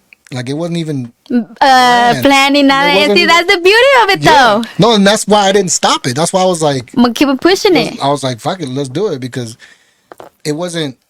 It was just me and my boy. One day, I had these mic stands, and we used these to record music. But one day, I walked in and I was like, bro, that kind of looks like a podcast setup. And he's like, yeah, bro. So like, we didn't play music that day, and we were just having a normal conversation with the mics on. And then we had a 4-hour talk of just our life and shit. Yeah. And then at the end, I was like, bro, if we would have recorded that It would've been a dope. flow podcast. It would have been dope. And then he's like, why don't we do it? And so it started out It started out like that. yeah, it started out just audio. But we had a lot of complications because we didn't know the software that would record 4 hours long. Most software only records maybe an hour. So it was a fucking process. Yeah. You know? Getting to learn all this shit. Yeah. and- And then the cameras came. I was supposed to do it with a homie, but we ended up falling off. And eventually I ended up getting to this point by myself with no direction. And I was like, okay, here's all the equipment. Now what? Right. And I just hit up Johnny one day. I was like, bro, you want to do a podcast? And Johnny was my first guest. Yeah, I remember seeing that one right there. I was like, bro, I wish I would have been there. Yeah, and that's when Chewy and Eric hit me up, and they're like, bro, we should do. And I was like, this is cool. I was like, 'cause now I can relate to more friends because it doesn't have to do with music anymore. Yeah, and that's the beauty of it. You know, you could bring anything, just people, people giving out their opinions, experiences. Well, just and like you reached out to me, and it's funny because I had already talked to John about bringing you in during John's episode. You know what I mean? Because you have your line, which you want to explain what that means. Okay. So she brought me a gift. That's the new beanies coming out. New beanies. She got new beanies. So do you only have beanies? No. I actually have the whole collection. I actually have a second collection that I did, pero East 1988. It's a little cassette from the 80s. Hey, old school. It's funny because a lot of people tell me, well, not everybody's born on the 88, and I tell them it doesn't even have to do with you being born. It's more of the movement. Yeah. I believe a lot of like I told you, spirituality, numerology. So the fact that I have 2 8s, that's infinity. If you turn it around, that's the infinity sign. Yeah. So it led me to like, damn, I had 2 infinity signs. Yeah. Now, my purpose with my brand is, I'm trying to, like I told you, I was an illegal kid. I didn't have what these kids had in school. Yeah. My mama used to dress me so cute though. But we didn't have money for shoes or tennis shoes that. Were you the only child? No, it's me and my 2 sisters. I'm the middle one. Oh, okay. I'm the middle one. So, my You're mom. the shortest one? Yeah. I'm even shorter than my mom. That's probably why she was like, "Esta está bonita." Y luego, mira, me ponía unos little sweatpants y me ponía like the little suit, the sweatshirt with the sweatpants, pero me ponía con zapatillos de vestido. Yeah. And I used to hate it because I used to show up to school like bien like dripped out, pero con más zapatillos de este. Yeah. But I appreciate it because it made me. Yeah. It made me because even though we didn't have money like that, my mama always kept me clean, and she always said, you could wear the same clothes every day, but make sure it's clean. A lot of Hispanics relate to that. You know what I mean? Because it was the same for me. When they got this house, I was. It's a beautiful house. Yeah, when they got it, I was like, "Holy crap, we're living like white people." You know what I'm saying? That was real. And I remember when we first came in. That's real.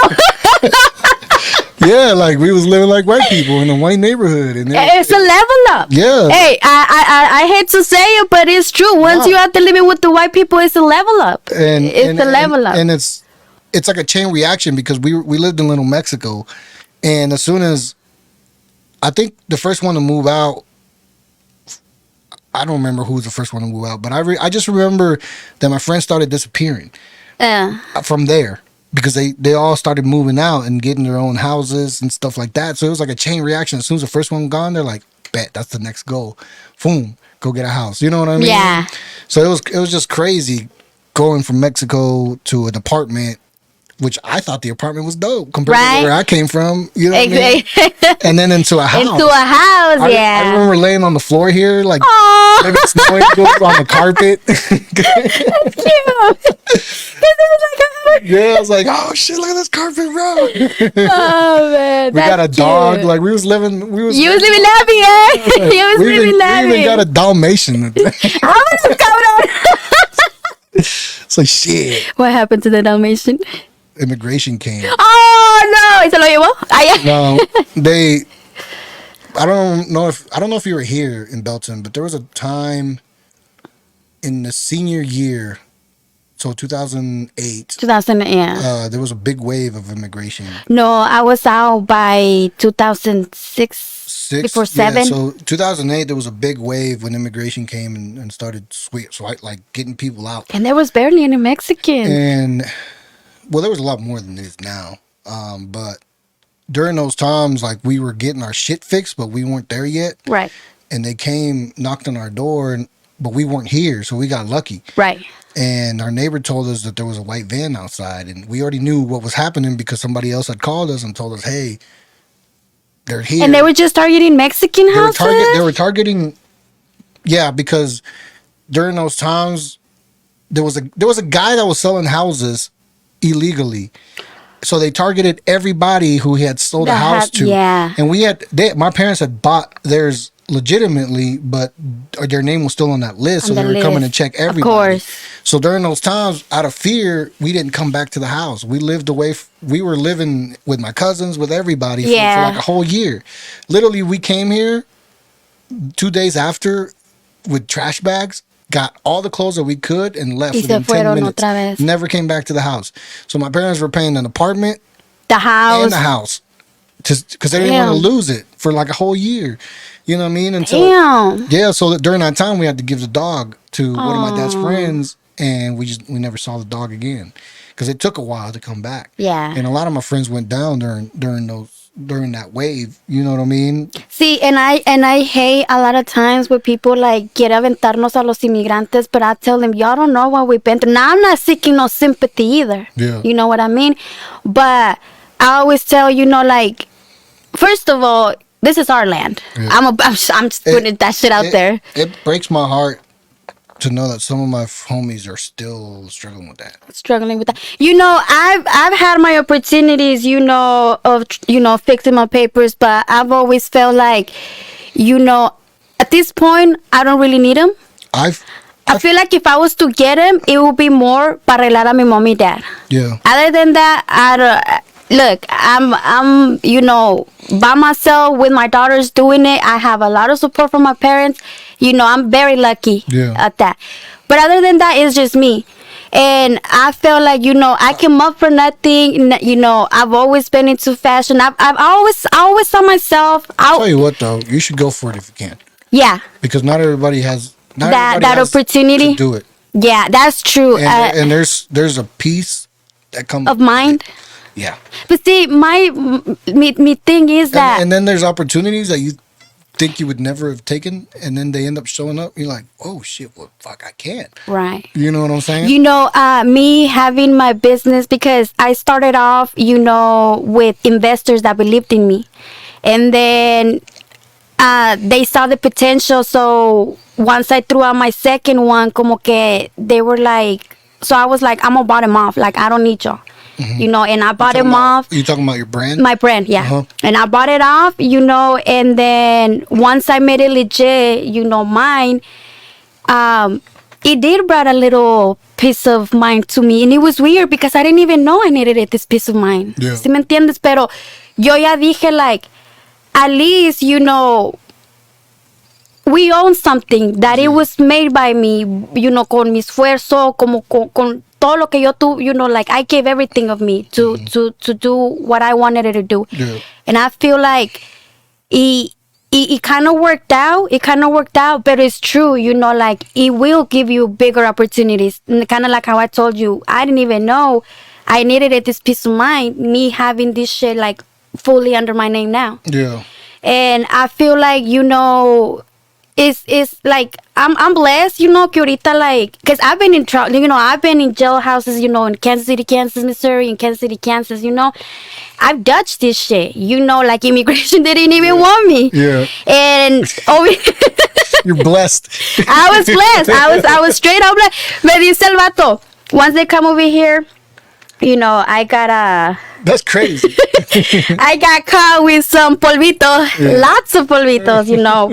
Pero they threw me in jail, and let me tell you, at this time, I had my fucking red ass greñas, candy red apple, you know. I had my long ass nails, and I pop in there, and all these fucking morras looking at me, and I'm like, hey. Start taking out my nails, like whoever want it, they can get it. I became the celebrity of this bitch. Yeah. I became the celebrity, and then they ya tenía like 2 nights there. Yeah. And then I guess the warden de la jail, he was like, well, bring Shorty over here. You know, I want to talk to her because that shit was pure. And they were like, there's no way una morra is going to be carrying this amount with this. So I was like, no, somebody borrowed my car last night. You know, my car, I let the fact that my car was under my name and I was driving it, y me agarraron, and I was smoking. Yeah. And then once they started searching it, they found my shit. Straight took me. And then, después de ahí, you know, I talked to this guy, you know, I think it was the warden. He was like, I was like, I don't know. I let somebody borrow my car last night. I don't know what the fuck they did. That ain't my shit. He was like, yeah, I don't believe it's yours either. He was like, I don't think a girl like yourself is going to be walking around with this amount, you know, like this. So, como que me la creyó. And he was like, tell me a little bit about yourself. I'm like, well, déjame sacar el violín. Right. I have 2 daughters, le digo, you know, like, I'm just, I don't know, le digo, I guess I have bad friends, whatever.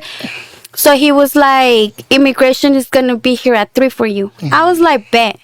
I went back. Y luego me dice, just go to the gym. And I'm like, okay, I make sure that as soon as I land in Mexico, I go hit the gym. No, as soon as I go over there, viene el cop y me dice, Shorty, get your shit, let's go. Now, let me tell you some funny shit.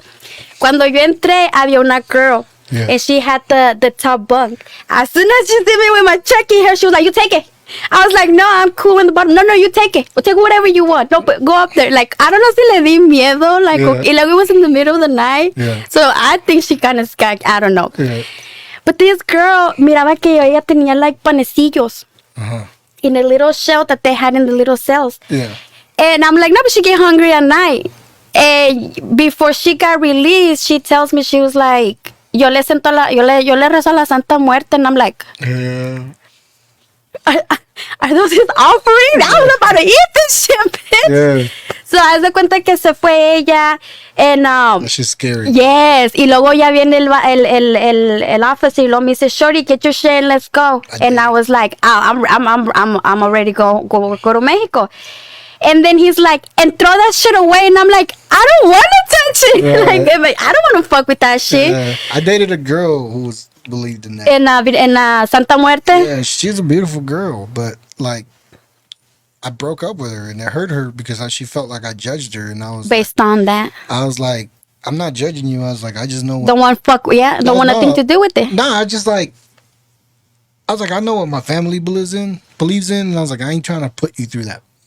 You know what I mean? You was looking out for her? Yeah, I was like, I don't want us to go through that. Like, I don't, because I talked to her long enough to know that she was a caring person. Like, she wasn't a bad person. It was just her belief. Yeah, she just had that belief, and it's like it's not gonna be a good. We're not gonna be able to coexist happily, because of your beliefs and then your background. my background. You know what I mean? And but it was passionate. Hey, that's what I'm talking about. But it was passionate. Yeah, it's crazy. I mean, I don't. It got to a point where I was like, I wonder if she like. Tú te tienes embrujado. Yeah, I was like, I wonder if she like gave it an apple for me or something. You know? Hey, te quiero. Hubiera puesto un plátano. Hey, un plátano macho. Yeah. Yeah. It was a weird experience. It was the weird experience. Yeah, I was a little bit taken back because, I don't judge. I tell you, yo no le rezo a nadie. Mm-hmm. I don't believe in images. I don't, yo era bien creyente de el Papa Juan Pablo until I found out that he literally burned thousands and thousands of documents showing that boys were getting raped in their fucking, and I hate that shit. And it's crazy John because, told me something about that yeah. in the Catholic Church. Yeah, it's fucked up. It's fucked up because there's so much people. I've been raped before, but I'm not saying that it's okay to rape a woman over a man. It's just that it's fucked up. It's fucked up, and when I learned that shit, I was like, these are kids that go there and sing that their parents, but you know what I mean? And I'm like, it didn't play well with me. It did not fucking play well with me, where I was like, damn, I'm over here praying to a fucking rapist, like, the fuck, And I used to have a homeboy that used to like tease me a lot. Y él decía, en la cárcel, a él le dicen el santo de los violadores. Damn. I that's why I've always just prayed to God. Yeah. You know what I mean? I grew up, like I said, Catholic, and La Virgen Maria. Yeah, but I'm not opposed to people doing it. I don't. Yeah, it's just not your belief, yeah? Yeah, I don't. I always talk directly to God. Exactly. I don't feel like I got to do rosaries to. That's when. And when you talk to him, he'll listen. Yeah, I think it all depends on how people see it. To Yeah. me, a rosary is like putting in work. You know what I'm saying? And I don't feel like Putting in the work. yeah, I don't feel like God wants to see me suffer on my knees for a whole rosary for him to hear me. Yeah. Or for him to forgive you, or for him. Yeah. To me, it's like I'm already feeling a lot of pain. Like, God, like, Right. listen to me, understand that I'm in pain. I offer all this pain up to you. I'll go through it as long as I have to go through it. Just listen. Yeah. Just don't leave me. Yeah. You know what I mean? Because Yeah. God has never touched me. Sounds weird, but I've never been like the type of person I'm like fainted. Yeah. Or felt the, Or the Holy Ghost, Holy Spirit. Or felt the Holy Spirit. God has presented himself to me by showing me. Right. Because there's times where I didn't feel like I felt like I was better off dead. You know what I mean? Right. But he showed me. He doubled what I had. He literally did.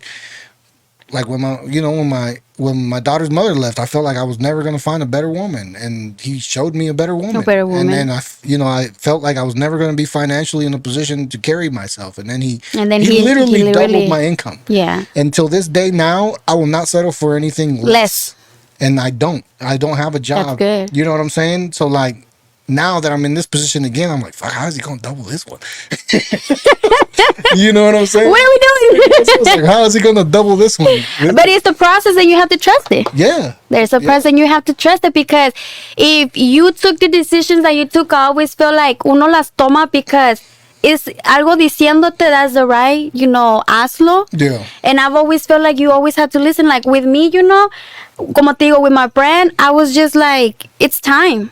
I'm a fashion designer. I don't mind spending 10 years because I know how long it takes for people to notice you. You actually draw the design. Yeah, and my shit is, I'm a painter as well, so I paint on my shit. I don't like. I've worked with other designers, like así como diferentes procesos, like pressing, or I want to try. You ever thought about? Because I noticed you model a lot of your shit. Yeah. Yeah. Have you ever thought about just getting other people to do it? Because I tried to start a brand too. It was called Alien Active. Oh, that's dope. And it was for immigrants, or not. It wasn't necessarily. It started because I was an alien. Yeah. But it came in my peak where I was doing the best of my life. So Alien Active was like, bitch, get up and go. Right. You know what I'm saying? Like, but eventually it moved into a more creative aspect. So the alien became a more of a creative person. So it wasn't just attached to an immigrant. Right. It was attached to anybody that felt like they were different Yeah, and creative. or outcasted or feel Yeah. any type of So to this day, I still have that idea. I just haven't. It hasn't. fully developed. It hasn't fully developed, and it hasn't. I don't feel like it's been the right time yet. Yeah, But I wanted to bring out hoodies. I actually made hoodies, and but I didn't. I feel like if I modeled them, people wouldn't respond. people. Yeah, the no, same. it's true. It's true because I've always felt like, when I'm doing it, it's like, well, who the fuck does she think she is? Yeah, you because know. like you think about your brand on a man. Yeah, I actually have like You my might sisters, have my more friends. success in male fashion.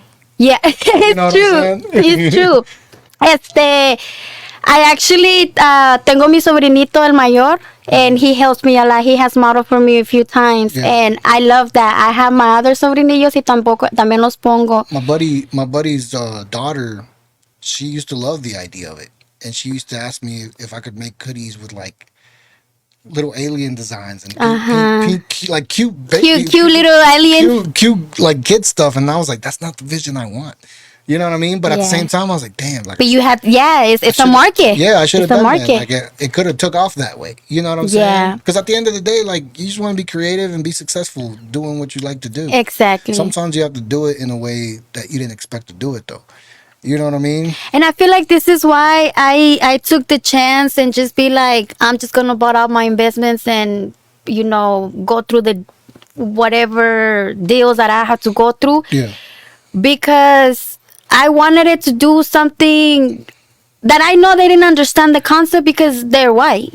Yeah. They don't know. They never had the don't- struggle. They don't know that, especially that like Latin. Ajá. Latin, Y como te digo, Mexican-American vision. you grow up, como te digo, I grew up with, sweatpants, cositas así, and Chucks, ajá. Cortezes. I'm a Chucks lady. I'm a lady? Chucks lady. Me too. I never wore Cortezes. Yeah, me neither. Yeah. Me neither. I don't think, and it's crazy because I've always had like a rep where people be like, "Oh, you Cali," and I'm like, no. Because they look at you and like, you're Chicana, Cali. Yeah, and I always tell them, yeah, that too, and I'll be like, no, I'm Same thing. I used to get, I was from Cali all the time until I spoke. I thought you were from Cali when I first met you. Yeah, until I Yeah. spoke. Especially nowadays, because my lingo's not like Chicano. Chicano. You know what I'm saying? And people are like, now I get like, are you like New Eurekan or what the fuck are you? Yeah, okay, yeah. When I first, it's true. When I first met you, I was like, yes. Yeah. Like, what is he? Yeah. And then, when I talked to you, you were like, I was like, oh, okay. I was Yeah. like, because you don't have features así como los mexicanos do. I don't? No. Really? Yeah. What do I look like? Like a Rican. Really? That's weird. That's crazy. 'Cause I've always- Especially whenever, because you wasn't wearing your hat. And I don't know if it was your haircut también. Mm-hmm. I mean, you dress like the Mexicano. Yeah, back then I was wearing Dickies. with Yeah, I chucks and- remember. And fucking polo. I would pull up with my dickies in belts and yeah.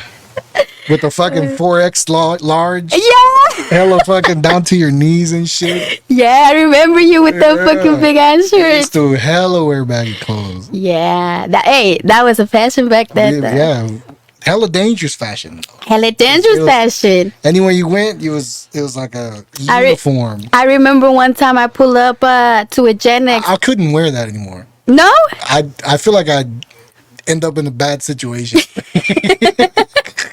You know what? It's like I'm not a bad gonna lie. situation waiting to happen. I got rid of all my dickies, but once. Like, I cannot get rid of those because they've been with me through a lot of shit. Yeah. And I still pull out my dickies from time to time.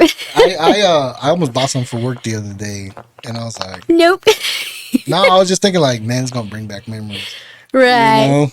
But I mean, I'm pretty sure ya no los comprarías as baggy. No, I can't even wear baggy pants no more. Really? Yeah, it just doesn't feel right.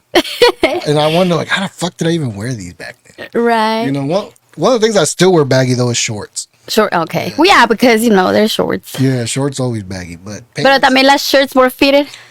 nah, I don't like them too tight. Like No. I like Just the regular. I don't. Yeah, I just want to look regular. Just want to blend in now. I just want to blend in now. You know what? I feel like I'm in the same position and mentality now where if you ask me, do you want to go to the club or you want to go for a walk? Oh, I'm all for the walk. Yeah. Like, I think it has to do with age. it probably might be, but I have always been an introvert. I have always been kind of shy. Now, with people that I know, I'm not gonna be shy because obviously you're my friend, you know. Yeah. But if I'm around a group of people that I don't know, it's like she's not gonna talk. Yeah. I remember in high school, people used to be like, "Ella no habla," and my friends would be like, "Her? She don't never shut the fuck up." Yeah. But I just don't talk to you, you know. Yeah. But I've been the same way. I've always been that, and I've always been. Do you remember? Do you know Adrian, Juan's brother? Adrian, se me hace, it rings a bell. But anyways, I was talking to him like last weekend, and he was telling me that he's like, he's telling me some interesting shit because he's like, you know how we grew up with like our group of people, and you know, some people are from they're older, so they got that old school Mexican vibe, and he's like, and then he's like, you grow up you're a little kid growing up in the United States, you start finding out about new shit like gaming, you know what I mean, and he's like, and then you want to go do that instead of fucking going and do cholo shit. He's like, and now you're being the white kid, now they're looking at you like, oh, you're just trying to be white. You know what I'm saying? Who let the skateboard instead of hanging out with the gang with the gang and shit. But you know, I've always felt that way. I felt that way growing up, which is one of the reasons why I ended up hanging out with a lot of black people, was because I got to a point where I got so heavily into music that the crew that I was around did not relate to me at all. Okay. You know what I'm saying? Yeah. And then, so you had to find your little. And then I found friends that were into music, and I just chose them based on their interests and not their color. Because it was weird. I'm gonna be honest. At the beginning, growing up Mexican, they would tell you don't know. Only Mexican. Yeah. I was just telling my daughters the other day. You know. It is true. Whenever I first came into the United States, yo no había mirado negritos. I had this one dude on the podcast. He told me, he said that Mexicans could be some of the most racial people against black people. He told me he feels like black people are more open to Mexicans than Mexicans are to blacks. It's true. Yeah, I disagreed with him because of my perspective. Yeah. But I wasn't thinking about the whole. Yeah. Yeah, because I was like, that ain't me, fool. Like. Yeah, because I remember when I moved to North Carolina, you know, I guess that they're supposed to claim you, because if nobody claims you, like, te van a caer a putazos or whatever, which none of these bitches ever did. But you know why I disagreed? Why? I disagreed with him because I worked on Independence Avenue for the longest time. And I was cool with black people. Yeah. And every time I'd go there and I'd make eye contact with a black dude, and I'd be like, what's up, bro? He would ignore me every single time. Huh. You know what I'm saying? So when he told me that, I got pissed because I was like, it ain't me, it's them. I was like, you know how many times I've been looked at like I'm an enemy just because I said what's up? But I was really just trying to show him love. Uh-huh. So when he said that, I got heated, and then he got heated. And he ended up walking out of the podcast. Because it was, but it was out of love. He's like, I just don't want to go there with you, bro. Like, it was just out of love. You know what I mean? And I got it. And I was like, you know, it is what it is. There is a difference. There is a cultural. Pero te digo que when I started hanging around with my black friends, the Mexicans came by and they're like, you can't do that. And I'm like, I can't do what? Yeah. And they were like, that. And I'm like, do what? They were like, be friends with them. And I was like, who the fuck said this? It's like, you're Mexican. Yeah? What the fuck that got to do with anything? It's like everything else. It's like, if you choose to cross a boundary, you're going to lose certain things. But then there's also, I'm going to be honest, I've learned a lot from my black friends. Yeah. I've learned a lot about myself, and I've learned a lot about my own culture and how we limit ourselves just because we don't want to open up. Like, I have, like, my baby mom was black. If it wasn't for my homie who's black and his perspective on how I should handle myself during the split, I would have done some crazy shit. Because, you know, Mexicans are fucking, we're fucking and jealous. And I lost my jealousy because of my black friend. Because he told me that I was being this and I shouldn't do this because of this, because this is how she's looking at it.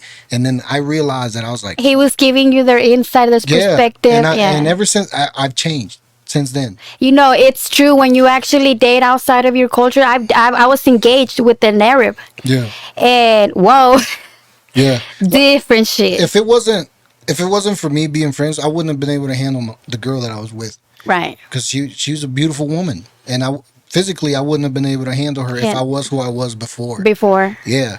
Until this, like, it wasn't until she wanted to break that I got insecure and that side of me started to come out. Right. But I shut it down quickly. You know what I mean? Right. But it's just me recognizing that it's still there because it's still been there. there my whole fucking life. It's just now I know that it's not right.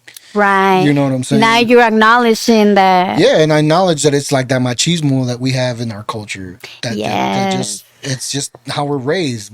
It is true. You know, I feel like a lot of times you cannot come and blame this man. You cannot come and blame our man because we come from very powerful men. Yeah. Y el hombre es el hombre. Yeah. And that's just what it is. And you grow up watching. Well, in Mexico, the woman doesn't work. Most Yeah, of the time. women don't work. So you grow up watching your mom cater to To the your family yeah, and to the your man. You know what I mean? And then you grow up over here, and it sounds like it's like the man is the power. yeah. But it's not. It's not. It's an equal. It's supposed to be an equal yeah, thing. it is supposed to be, pero muchos como mexicanos no lo miran así. No, because they don't. They just think that we're supposed to be catered to. Yeah. And I've always, I always tell people, I'm willing to bow down to my king. I don't have a problem. Me too. I don't fucking have that problem. Yeah, me too. That's not going to make me any less of a woman. I grew up watching my dad do crazy shit for my mom. And that's beautiful. You know what I mean? Yeah, like I don't see why, because I told you, like, I've dated different races, and I've told you, like, I've seen different concepts, como son los mexicanos, como son los My mom would árabes. never find a man better than my dad. Never.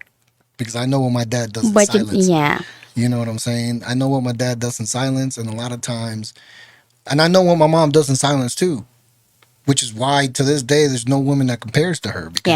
Because even if I don't want her, she's always gonna treat me way better than anybody. yeah, You know what I mean? But like, just that's how I know that's like sticking it out with somebody. mm-hmm. is the best thing ever, because you learn from the hurt that you caused that person. Because you don't, like you said when you started, you said that you didn't know how you were hurting that man. Yeah. Now you know. Now I know. And it was So don't fucking because hurt that man. sorry, baby. You know what I'm saying? No. But that goes back to having skin in the game.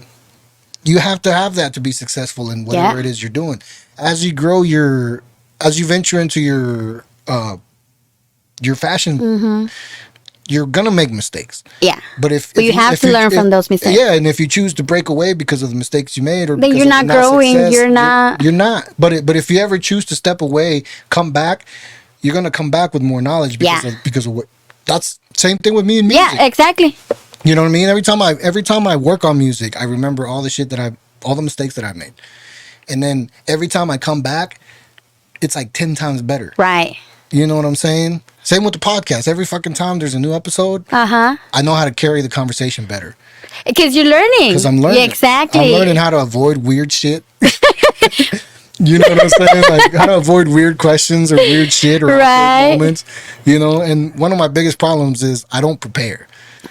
That's a good thing, though. It is. Because I feel like sometimes you can prepare, and everything is not going to work No, out. I don't prepare, and the shit's live, so there's no edit. Yeah. You know what I mean? So it's like, that's why I always ask people, like, You get what you get. yeah, it's like, that's why I always ask people, is there something you don't want to talk about? That's why I tell you, I'm willing to talk about it. This is why we came here. So Yeah. any day, I'm an open book. Right. So what are your next, what are you working on as far as your fashion? Okay, so let me tell you the story of how East 1988 started. I started with 1800, Okay. which is high-end shit, couture, like expensive. Yeah. I was, yo estoy sola, like I'm an independent Yeah. fashion designer. I knew how much money it was gonna take Yeah. just to create one even dress. I mean, Well, you didn't want to make a lot of quantity, a lot of quantity. You wanted to make quality. quality. Yeah. Yeah. So I knew, with that being said, I knew I needed it to have something that was going to be more affordable. Yeah. And that's how it's 1988. Now, 1800 no le he sacado because I told you it's a lot. I actually Or made. I had the same idea with Alien Active. I wanted to bring out like good coats Yeah. for winter that had good design. Yeah. Or they were just. It was gonna like when people wore it. I wanted them to be like, I'm wearing Alien Active. Bro. Right? This ain't no like chump shit." represent the movement, like be Yeah. proud of. Yeah, exactly. Yeah, exactly. Yeah. And I feel like I knew that I needed it to put something out there that, because it's like I'm a Gemini, so I have a very fucking expensive taste. Yeah. But I also know that I'm okay with just a fucking $5 t-shirt. Yeah. You know what I mean? Like No, I feel like you have to have your affordable shit. expectations. Yeah, you Yeah. know, you have to. You have to have your middle shit. To that way, everybody can have a piece of it. Yeah. But then you gotta have your good Yeah. top shelf. shit. Yeah, exactly. So I feel like por eso hice. So ahorita lo que estoy tratando de hacer, you know, the second line of Is 1988 ya está salida. So I'm just gonna let that, you know, sacar here and there like wild pieces. Pero now I think I want to focus more on 1800. Yeah. Because I feel like that's my baby. You know, that's how everything started. It's funny you say that because I got two. I got the Alien Active, which I've only brought hoodies out, and when I did, people were asking for them. You know what I mean? Yeah. And even when I go to the gym, people ask like, "Well, what is that, bro?" You Yeah. know, so I was like, "Okay, it's getting good feedback." Right? Yeah. I also had another one called Skeleto, which started out as it's my gamer name because I play like first person shooters, so I'm always killing people. Oh, okay. And I just wanted something for the game. But later, it resonated a lot to me, that name, Right. Skeleto. And I was like, why though? Like, I'm not skinny. You know what I mean? And then I realized something. I realized that it probably came from a deeper source within me because I'm a person that deals with depression. Right. For as long as I've known, I've always felt like my thoughts were always deeper than everyone's. You know what I'm saying? And I've always wondered if people thought the shit that I thought. And when I started going through my traumas, I've always felt like I always felt like I was stripped down to my bone. And I felt like there was nothing left. Right. Just my bone, just hard, cold, Man, that's some deep ass shit. just hard, cold, nothing. And I had to rebuild from that. And you did it with the bone. And with nothing. Yeah, with nothing. And so when I thought about Skeleto, I felt like that's what it represents. It's your bareness. And that's some deep ass shit, Ricky. It's your bareness. Yeah, you know what I'm saying? yes, it's you stripping away, como quien dice, de tu ego, de Yeah. todo, and just being your true self in a way, I guess. Yeah, and my mom didn't like it, right? Because she saw Skeleto and she immediately thought death. La muerte. You know what I'm saying? And I had to explain it to her. I was like, nah, No, Mom. I was yeah. like, it's actually life. Es otro It's actually yes. life. I was like, it's your bare minimum of what. See, but I feel like, you know, a lot of people might understand it and a lot of people might not understand it. No, because they're gonna be stuck to their. See, my mom, even though my mom is heavily religious, I know, even though she hates to admit it, sometimes I know she'll never admit it. She's as open minded as I am. But I feel like she's at an age where she doesn't want to venture too far out because she feels like what she's found has worked out for her. Right. And I'm not. I'm in a searching stage. You know what I'm saying? Yeah. She's already found what's worked for What's her. worked for her, and you're still looking. And I'm still looking. You know Right. what I'm saying? But when it comes to ideas like that, I could tell my mom's always been more supportive because she understands it. Right. You know what I'm saying? Which is Yeah. cool. Right. And not only that, you know, you know, I don't have sons, you know, I have daughters, and I've always seen the connection of a mother with the son, and it's beautiful because, you know, it's not that they're mama's boys, but it's true, you know, like, We're supposed to teach him something because my daughter teaches me all the time. yeah. You know what I'm saying? Because I could be just like my mom. I could be tight. I could be strict. And she, And then she'll show me the positives of something different. And I'm like, oh, maybe I need to let her flourish. Yeah. You know what Yeah. I'm saying? I need to let her flourish. And yeah. and nowadays, I know that I have to deal with her different. I have to deal with her very different compared to Because it's how I different how I was times. raised. Yeah, it's different times. Todo está cambiando, you know. Yeah. Like with my daughters, you know, I've always trying to push, you know, love yourself. You know, you guys are beautiful on the inside, you know, always work for your dreams, you know, whatever, you know, always just trying to have them in that positive state of mentality Yeah. where, you know, que Dios no quiera que un día me pase algo, they have the proper tools Yeah. to The be knowledge, the knowledge, strength. yeah, Yeah. to become. Pero it's hard, you know. Once you become a parent, tu concepto cambia. Yeah. You Yeah, know. because you want to protect them. Yes, I am very strict. Yeah. I'm Well, a very strict mother. Yeah, I mean, it happens. It happens. I noticed that because my daughter's mother is very strict on her, and I'm very lenient. You know what I mean? Cause she's a little girl. Yeah, and I think it has to do a lot with the amount of time that I get with her. I don't want to be Mm-hmm. a douchebag the whole time she's around. Yeah, you know want what to I'm show saying? her a good dad, Yeah. a good time. 'Cause she's always like, I don't want to live with my mom anymore. I wish I'd live with you. And I always tell her like, look, just because it's fun with me, Yeah. it doesn't mean that it's always It's gonna always be fun. gonna be fun. I was like, I could be just like your mom too. Yeah. And I've shown her that I could be strict. You know what I mean? But I think it's there's a blessing to it now because I feel like once she gets older and in her party stage, she's gonna talk to me. Yeah. You know what I'm saying? Va a tener confianza. She's gonna talk to me because she's not gonna want to. She's already gonna know what mom thinks. She's already gonna know that it's not gonna dwell well with her. Right. And we all need somebody to talk to during those stages because sometimes we do dumb shit Yeah. and we end up doing. We end up in positions where we shouldn't have been in. Yeah. And you need that support. And I don't ever want her to feel like she can't talk to me in those times. You know Yeah, what I'm I feel the same way too. You know, I always tell my daughters, I don't care if it's something fucked up. Just talk to me. Mm-hmm. You know, just because I feel like communication with your parents is an important thing. Yeah, like during my coke aspect of my life, it was crazy because it was my mom Yeah, who I talked to about, not my dad. that's crazy. You know what I'm saying? And I think it was harder because my dad did it, and I feel like it hurt him to know that I was That you were in the same. doing, and I yeah. was in the same steps. You know what I'm saying? Yeah. And my mom had dealt with my dad. So she So knew, she was like- yeah, You know, it was just crazy. I would have never thought it was going to be my mom, right? but it was. But it was. And it showed me how unconditionable she could be. And now it sucks because she worries about me. You know what I'm saying? Because she's Yeah. seen me break Right. and she worries that I don't have the strength to handle. To handle it. Yeah. And it fucks me up because sometimes she'll text me like, ¿Dónde andas? ¿Con quién andas? ¿Qué andas haciendo? I'm like, Mom, give me my space. You know what I'm saying? Like, I'm a 31. I'm Right. a fucking man. I'm a man, mama. You know what I mean? But she's just worried. She's just worried. And that's a mama's job too. You know, you could be 90 and you're still gonna be. But that hurts me. That Are you the oldest or the youngest? I'm the oldest. The oldest? Yeah, I was the only one. ¿Cuántos más hermanos, hermanas I tienes? have one brother. So it's just two? It's just us. I was the only child till I was 14.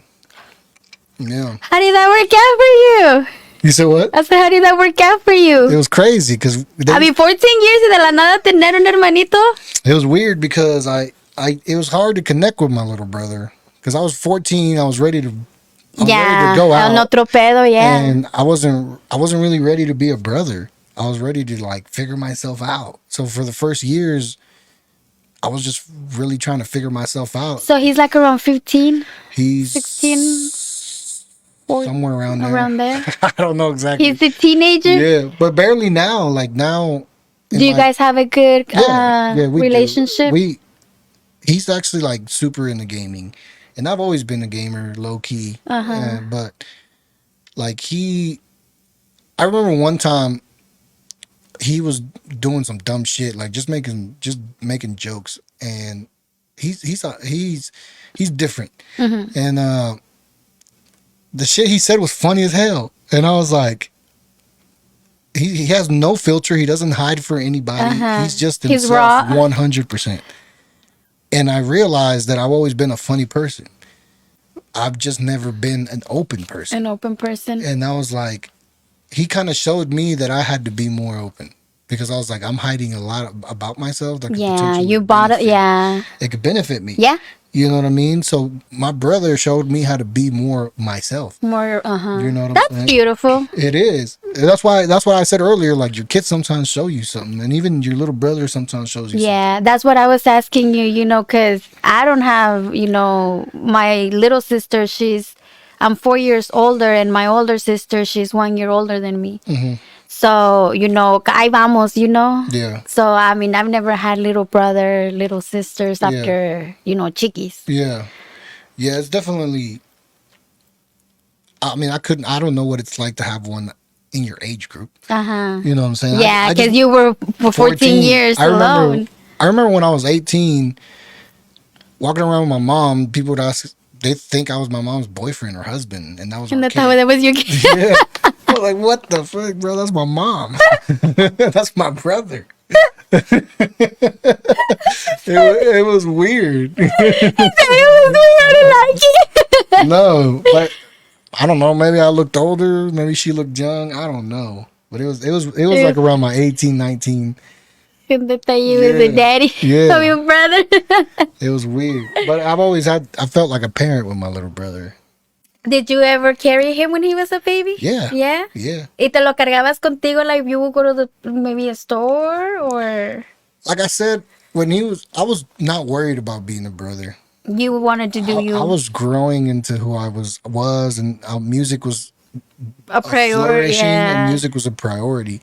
Because even at 14 years old, I understood that I was an immigrant, and I understood the purpose of my parents bringing me here. Right.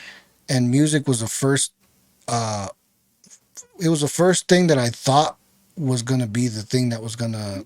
It was the thing that I thought was going to retire my parents. So even at 14 years old, I was already trying to develop that skill. That skill. To get the possibility of See, and not a lot of people think like that, because all they thinking is just partying. but see, that's what I said when I said earlier. I was like, I always felt like I thought about shit that people didn't. At a young age, I thought about that shit.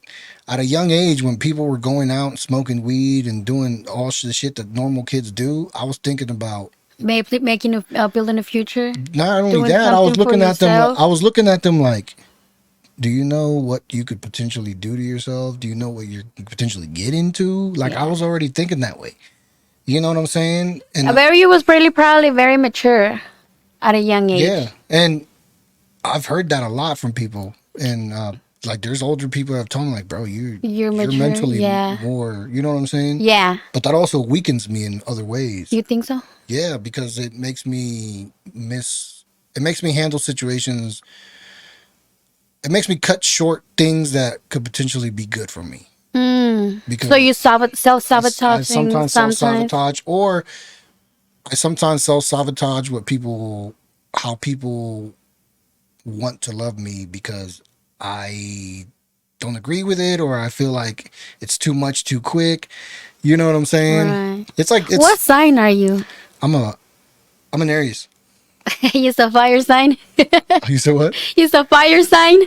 A fire sign? Yeah, Aries is fire. A fire? Fuck, I'm lit. We're lit. I'm lit. I'm an Aries, yeah. And My daughter, the oldest one, she's an Aries, y la chiquita es Sagittarius, but they're both fire signs, and I'm an air sign. you're an air sign? Yeah, and air and fire go together, and earth and water go together. So my ex was a Leo / Cancer. She was born right in between. Right in between? That's crazy. And I told her, I was like, we need to find a cure for cancer. I was like, because your Leo side is great. I was like, Really? yeah. See, I would think that you will find more with the Leo, because Leos are fire too. No, it says that I'm more compatible with Leo, With Leo? than Cancer. Than Cancer? I think, fire and fire. But her Cancer will show more. I told her that her Leo was at the beginning and her Cancer was at the end. And I was like, 'cause now we're not getting along anymore. You know what I'm saying? And Cancer, for some reason, said that that's one of my most, not one of my most, but not very compatible with me. But I don't know, like, if we go based off of those, Yeah. we're not compatible. Yeah. But she's one of the best relationships I've ever been in. Period, hands down. You know what I'm saying? As far as how we handled everything. Right. It's just, It didn't work out. It didn't work out. Because it hit us. It hit us where I didn't expect it. Maybe she did, but I didn't expect it. And what I thought she could handle, she couldn't. And what she thought I could handle, I couldn't. You know what I'm saying? Yeah. And then we just came to we just came to not understand each other. Not being on the same page. Yeah.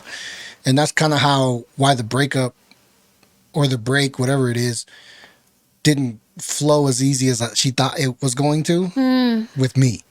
Because I told her that's not my culture.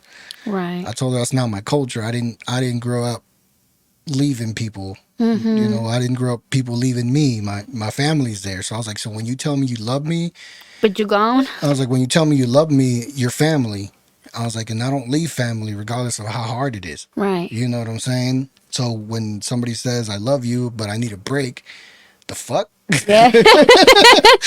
You know? I love you, but not right now. Yeah, I love you, but not right now, or I love you at a distance. And to me, I'm like, I don't need a friend. Like if I love you, I love yeah. I love you. And if you don't, I don't need a friend.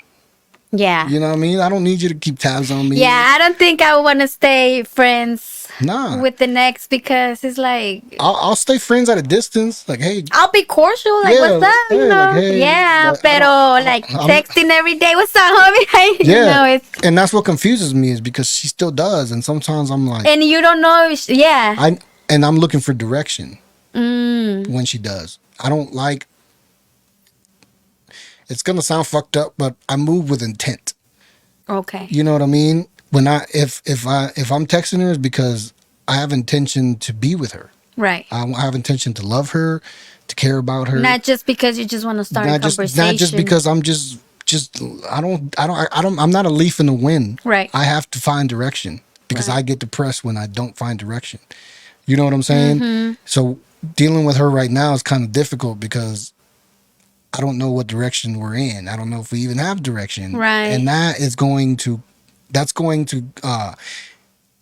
hinder my process if she doesn't want to be with me, because when the woman that does want to be with me, I'm gonna have to consider her. Yeah. You know what I'm saying? Yeah. And that fucks me up. That's why I don't like holding on like that. That's why I like if you're not gonna be with me, Leave me alone. leave me the fuck alone. Yeah. You know what I'm saying? Because I need my next opportunity and I have no obstacles. Right. And it's respect for the other person too. Yeah, and the whole time I was with her, she thought that I had a thing for my ex, for my baby mama, because she fucks me up. But she fucks me up because she uses my daughter, and sometimes I had to like abide by what she said, so I wouldn't Because of your daughter. so I wouldn't sacrifice my time because she would threaten me with shit like you're not gonna see her. I'm not sending her this summer, so I would fucking destroy myself basically. Yeah. Like she saw me cry one time because of it. You know what I'm saying? Yeah. And it confused her because she thought You were crying for her. that I still had feelings for Right. her, but it was that. It was just what you were being put through. It was just. It was the best. I had to sacrifice myself to make sure that I got my daughter that summer, and it hurt like hell because I've been through so much with this woman, Right. And I still have to go through that. And it was to the point where she's even called me and told me, "You're all the times that I called you, that I told you that you weren't a man." She told me, she's like, "You are." She's like, I've just. She admitted that she just called me that to Just to weaken talk me, shit, yeah. to weaken me. So for her to say that and then still try to treat me like I'm nothing, Right. It's almost like you don't respect me, and Yeah. then, and you get hurt at a certain point where you know you're important to this child and you still don't get respect, and then they don't understand the distance you have to go through or to just to see her. She lives in a whole different fucking side of Yeah, the country. hella fucking far, yeah. You know what I mean? So it's like I was crying because I felt like I was never gonna get that respect that I deserved. Right. You know, but she looked at it different. She thought that I was like More because more because of her, and she didn't know how to handle with my depression that came with having to deal with To that. deal with You that. know what I'm saying? Yeah. So it fucked us both up because I became like unreachable emotionally. You know what Right. I'm saying? I became unreachable because it's like it's my daughter. If so, yeah. You know what I'm saying? If I'm failing in my daughter, nothing else matters. Nothing else matters. I don't care who it is. Right. Because she comes first. You know what I'm saying? And unfortunately, she had to feel that. And it's not her fault. Yeah. And it's not mine either. It's just the fact that somebody has a grip on that. Yeah. And it's a matter of her. You know, like I always talk shit about child support. I always talk shit on social media about child support, and a lot of women are opposed to what I have to say, and it's because my perspective comes from somebody who has the full potential to take care of herself. Take note that she chose To leave. she chose to leave. She chose to go to a whole different fucking State. state where I can't help her. So how do you expect me to feel if I had the opportunity to get child support and I kind of wanted to be with you? It'd be so fucking easy to be like, I'm out. I mean, you're gonna got to pay me Right. anyways. I'm going. Right. It's gonna be easier. You know what Yeah. I'm saying? And that to me feels like super fucking selfish, because I'm here because I can't afford my own place. Right. Because I have to pay her.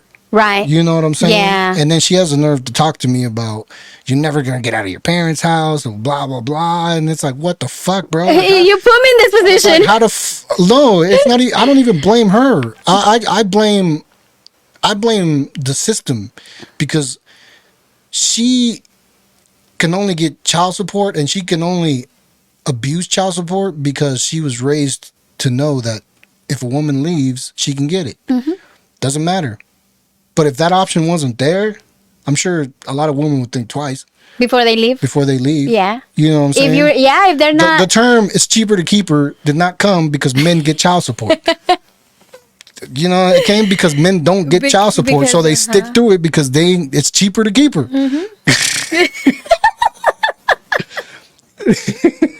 I feel you.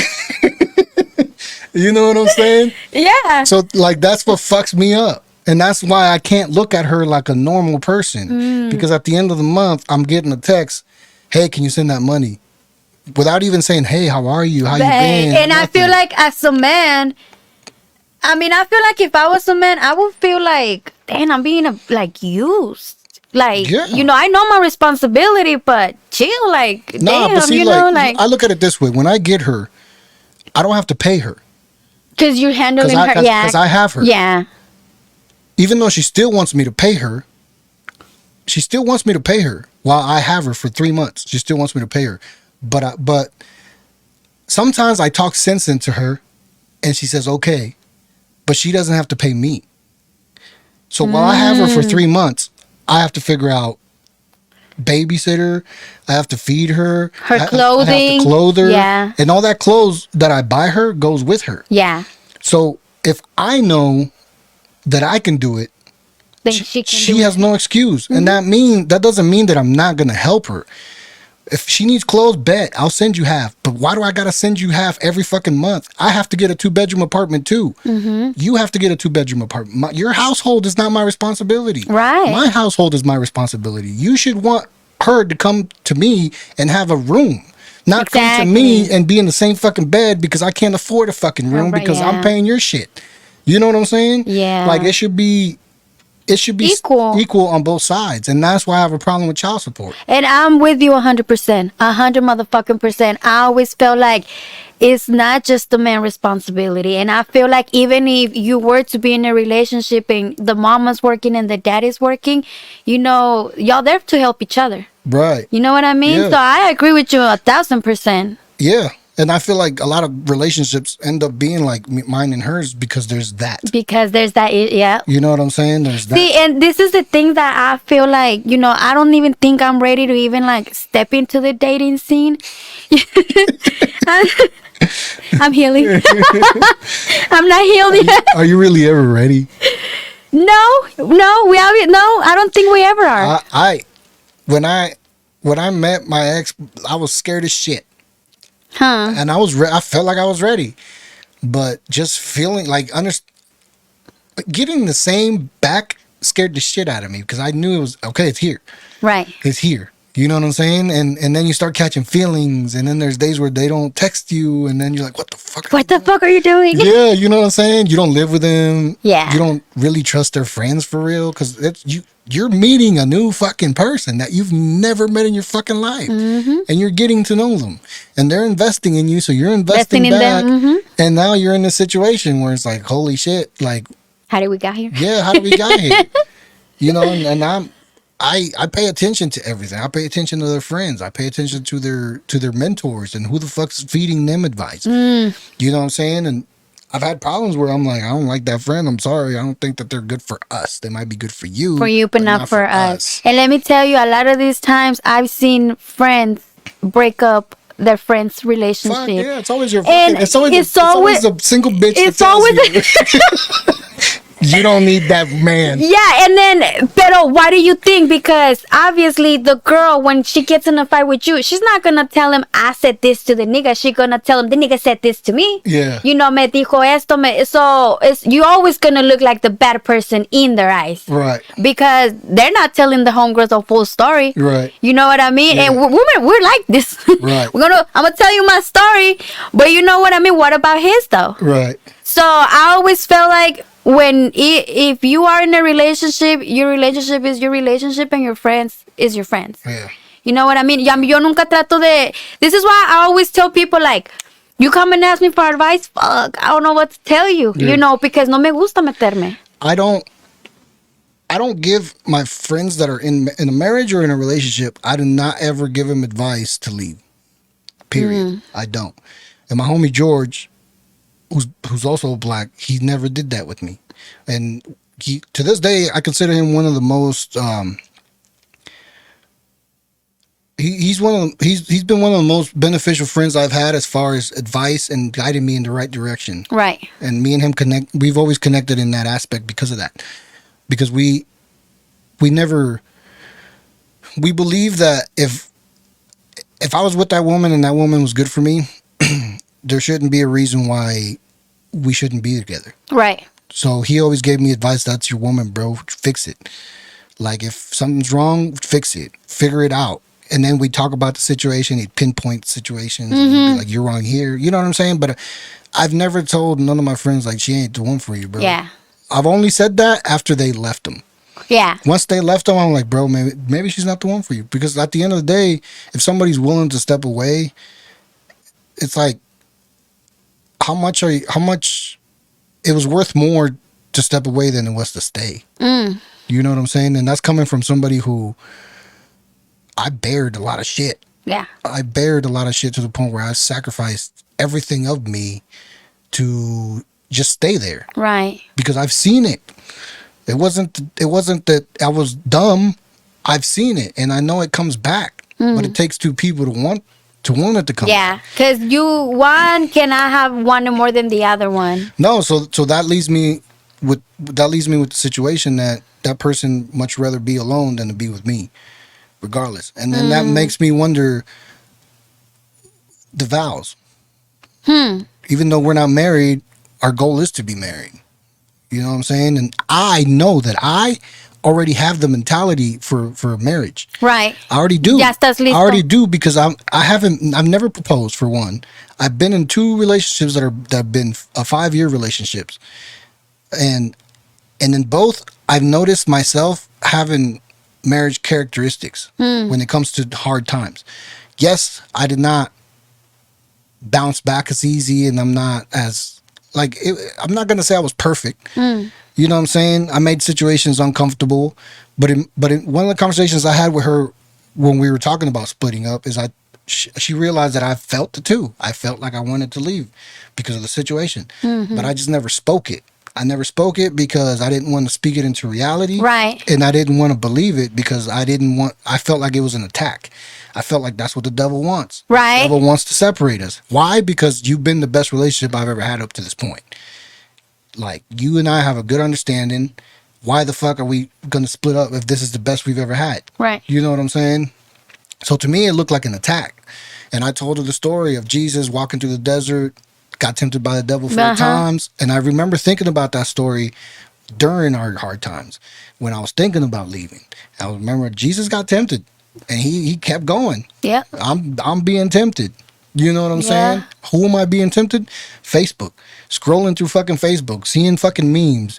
If it's meant to be, you know what I'm saying? If it's meant to be, you won't have to fight hard for it. But then again, I bet your mama fought hard to push you out. Mm-hmm. Were you not meant to be? Exactly. You know what I'm saying? Mm-hmm. Amen. I feel like shit that's meant to be isn't supposed to be easy. Yeah, definitely not. It's I feel like it's a process and you just have to go through it. You know, it's true. But a lot of people think that if it's meant to be, it's just supposed to come. But not no necesariamente, I feel like. But no, I'm saying a lot of people have that mentality that if it's Yeah. meant to be, it's just supposed to come. You're supposed to wait for it. You know what I'm saying? But like, I don't feel that's true. I feel like you're Yeah. supposed to work for it. Exactly. Yeah, exactly. You know what I'm saying? I feel like God gives you the knowledge, the strength, Mm-hmm. and the power to make it happen. But it's up to you to put in Yes. the work. Yes. You know what I'm saying? Because otherwise, you can't. You're just gonna. If you just wait, you're gonna simply wait, and you're gonna stay waiting. You're gonna stay waiting, and you're gonna take whatever shows up, Yeah. and that could be Your downfall. anything. Yeah, that's true. You know what I mean? That's fucking true. Hell yeah. That's my perspective on destiny. And destiny. You know what I mean? Yeah, you know, I'm with you 100% on that. But I also feel like, you know, it's your destiny, so you can rewrite it. Yeah. You know what I mean? No, And that's the beauty of it. I'm not saying that it's the end. Uh-huh. You know what I'm saying? It's just new beginnings. It's just new beginnings. Like or new endings. yeah, it's like before. Like I said, I didn't think I'd find somebody better, and I did. And if it's that time again, I just have to work on myself, prepare myself emotionally, Yeah. and Give it a try again. and yeah, and give it a try. But like if I wait for her to come, you know what I mean? Like Yeah. I might miss her Yeah. because she's gonna be waiting too, and we just gonna be waiting. Waiting together. for it to be out. Waiting for it. We're just gonna be waiting for each other. Like, Right. What the fuck is where's this bitch at? Right. You know what I'm saying? Let me fix this little thing real quick because ya se me está cayendo. Oh, And I'm like, hold on. Hold on. Let me fix it real quick. you're good. I feel like I'm like, me está haciendo more and more shorter. There we go. You're shrinking with time. Yeah, oh my God. So, So did you like it? like what? The The beanie? little beanie? Yeah. Yeah. Yeah, I like the sticker. It's dope. I feel like I wanted it to put a little sticker that was going You to should do that. represent the sticker in there. Nah, like patch it up like that Oh shit, that would be dope. with the name at the bottom like that. I would have to make little not stickers because obviously Nah, they need these patches. gotta Yeah. be embroidered in there. Yeah. Yeah, that'd be dope. Like that. Yeah. And I don't know why when I seen the little cassette, I was like, that's so 80s. Yeah, that is. And it's also very hip hop. Like Yeah. back in the early Yeah. 90s when we was recording cassettes. Remember You that shit? did that? We was recording That was a good recording time. over cassettes and shit. Right. Espérate. Yeah, I remember I got the whole Chronic album on On a recorded cassette? Yeah, You don't know? it was a bootleg because, like I said, I was recording it over, and you could tell when the song came in, it was cut because like you had to wait until the radio host stopped talking. But you know what I'm saying? So the song would kick in like a couple seconds later. So the song would always come in cut in. That's how you knew it was. And then it went from the cassettes to the CDs, and it's like, no, this technology is. Yeah, now we don't. It's weird to have a CD. They don't. Yes. La otra vez, I've seen this meme where they were like, remember the good old times when you would burn a CD and then you would take a shower, and by the time you would, get finished getting ready, ya tenías tu little mix ready to go hit the streets. Yeah. And I was like, those were the times. Yeah. I feel like CDs are done now. They're done. Done. It's a dead. Cars don't even have CD players no more. They don't. They have Bluetooth, and they don't even have the little aux no more either. I mean, it's all about audio control.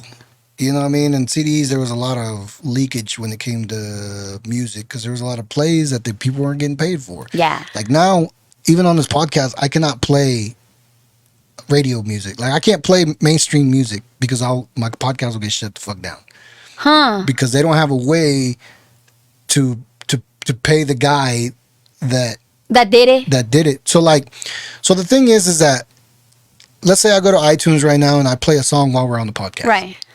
They're only going to get paid for the time that I played that song. They're not going to get paid For the times that they for all keep- the times that other It's people gonna- yeah. we're gonna watch. And the podcast obviously they're and going to hear it. want their little money. Yeah, because I could have millions of views, and that's millions of Of you, plays. yeah. You know what I'm that saying? you done, Yeah. So that's the reason why I can't play it. I did not know that. Yeah, but it's just crazy how it went from CDs and then it went to streaming, and now it's so tight because they're trying to get every single play. You know, what Kanye is doing, you know, taking his album and performing it, you know, but he haven't released it or whatever. And I thought that was genius.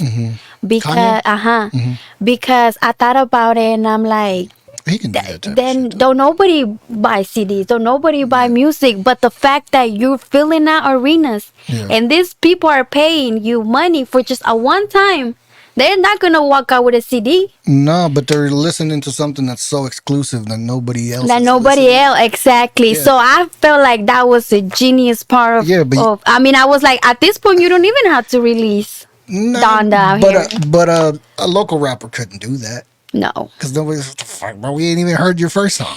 We don't even know if you're good. You know what I'm saying? So he's built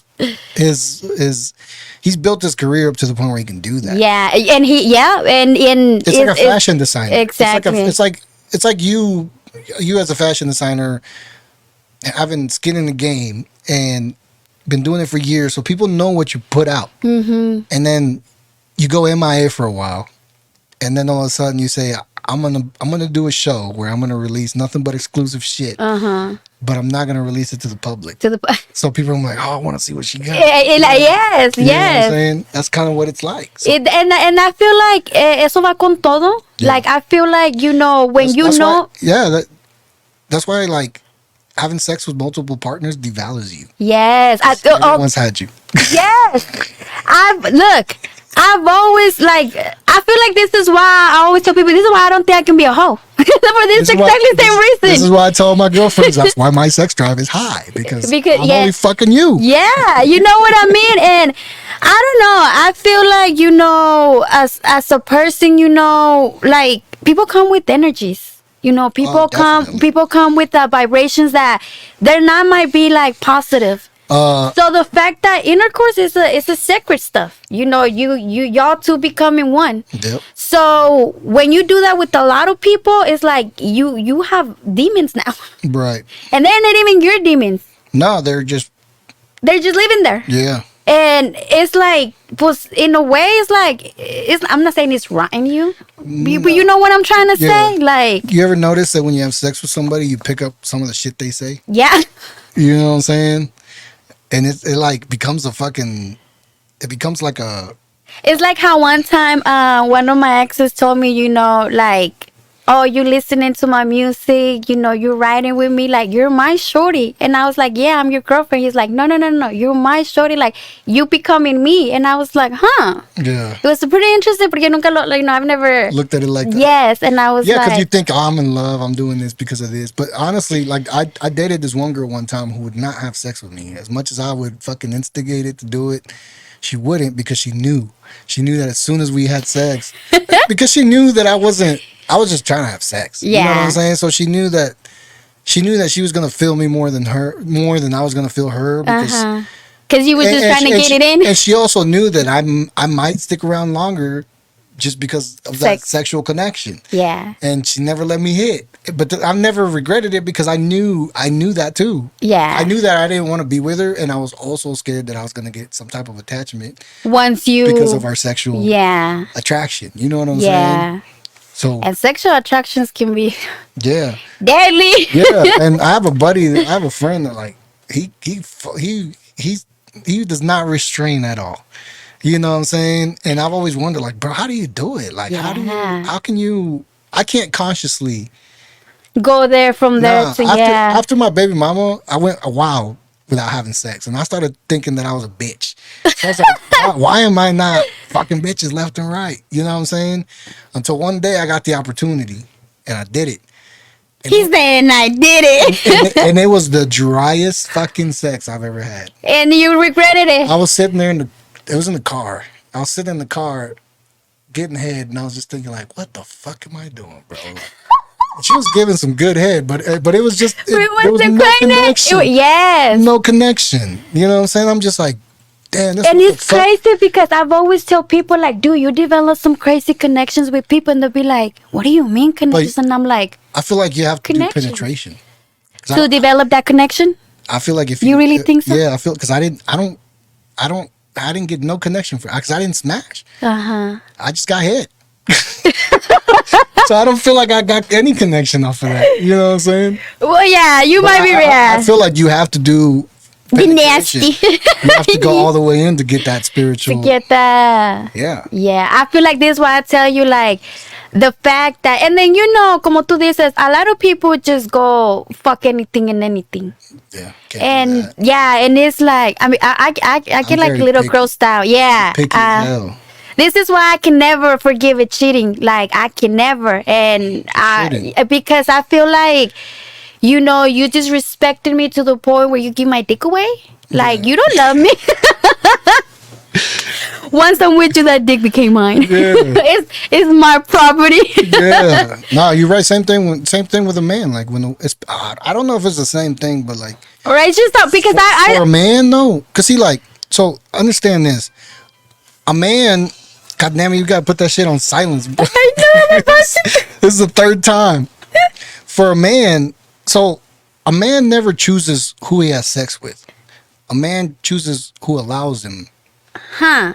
Because we don't, at the end of the day, we don't hold that power. We could pick a girl that's easy. But it's her, the one that's ultimately. It's her. So a man. Yeah, because you're not raping the hoe. I mean, that's when a man chooses.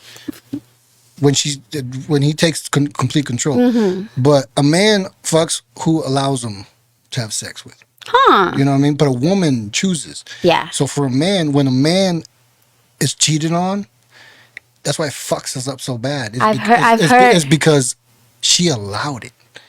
She allowed it. And even if it comes down to like the smallest things, a woman has, especially a beautiful woman, she has so much power within her partner. Mm-hmm. She has so much power. She has much more power than she even realizes. Because imagine this in social media. Look at it this way in social media. Back in the day, Mm-hmm. if I let's say I wanted to talk to you. Back in the day, for me to talk to you, this is before phones. Mm-hmm. I had to go to where you live. Yeah. Okay? Now imagine this. Nowadays we don't need that. Nowadays we have social media. Mm-hmm. So for me to talk to you, all I have to do is go to your Instagram, That's it. like your picture, and comment. That's all I have to do. Back in the day, I had to go to your house. I had to knock on your door. You had to open the door. Mm-hmm. I had to tell you you're beautiful. I like you. And you had to be like, thank you. You know what I'm saying? So imagine a woman who has a man or a husband, whatever the fuck, has a social media account that's popular as fuck. Right. And she has men commenting on her comments. Daily. Saying you're beautiful. Imagine her responding saying thank you. She just told that man that man could come to that door and knock every time. And every time he knocks, she's going to open and say thank you. So she's not stopping them from coming back. Right. She's not stopping them from coming back. She's welcoming him to come knock on that door every time. This is why I always feel like when you're in a relationship, you don't entertain other people. That's like you and when you bring it up, you sound like you're crazy. You sound like you're insecure, but you don't understand that you're supposed to be my ride and die. Like right. I'm supposed to be. You and I are supposed to be stronger than everything. And now, like we're in bad terms, and you're on better terms with people that are coming to knock on your door than the person that's living with you. Damn. You know what I'm saying? Yeah. It could be that small of an action. but that's what it looks like to us Right. because you as a woman hold the power. Never thought about it like that. 99% of women do not think about it like that. No. They just don't want to be bitches, so they're like, "Oh, thank you." But yeah. but you're allowing that man to come to you every time because you're making yourself It's that just, you're making you're out of 100%, you're giving them 10% just to make you available yeah. to do that. But that 10% is a 10%. And I'm telling you, I started as one of those guys. I started commenting, and eventually Yeah. I ended up in a With- full-blown relationship. yeah. So no woman could ever tell me, "Oh, he's just a." Damn, you okay, I see you teaching me some shit. No, no, but it's, hey, I feel you. You know what I've I'm never saying? thought about it like that, but it makes sense. Yeah, and even in a healthy relationship, when you're secure, and your partner's secure, and you guys are secure with your relationship, even when the relationship is at its best, I don't care what man, there's always a hint of an issue when the woman responds. Even if he trusts her 100%, he knows deep in the back of his head, he knows that if shit ever goes wrong, that's going to be a problem. It's just that at some point you're so secure within your relationship that it's not worth fighting for. It's not worth arguing. But you know that if it ever goes bad and if shit's ever sensitive, that's going to be an issue. And that's why I got blocked. That's why I'm blocked. Yeah. Long story short, I'm blocked from all social media outlets.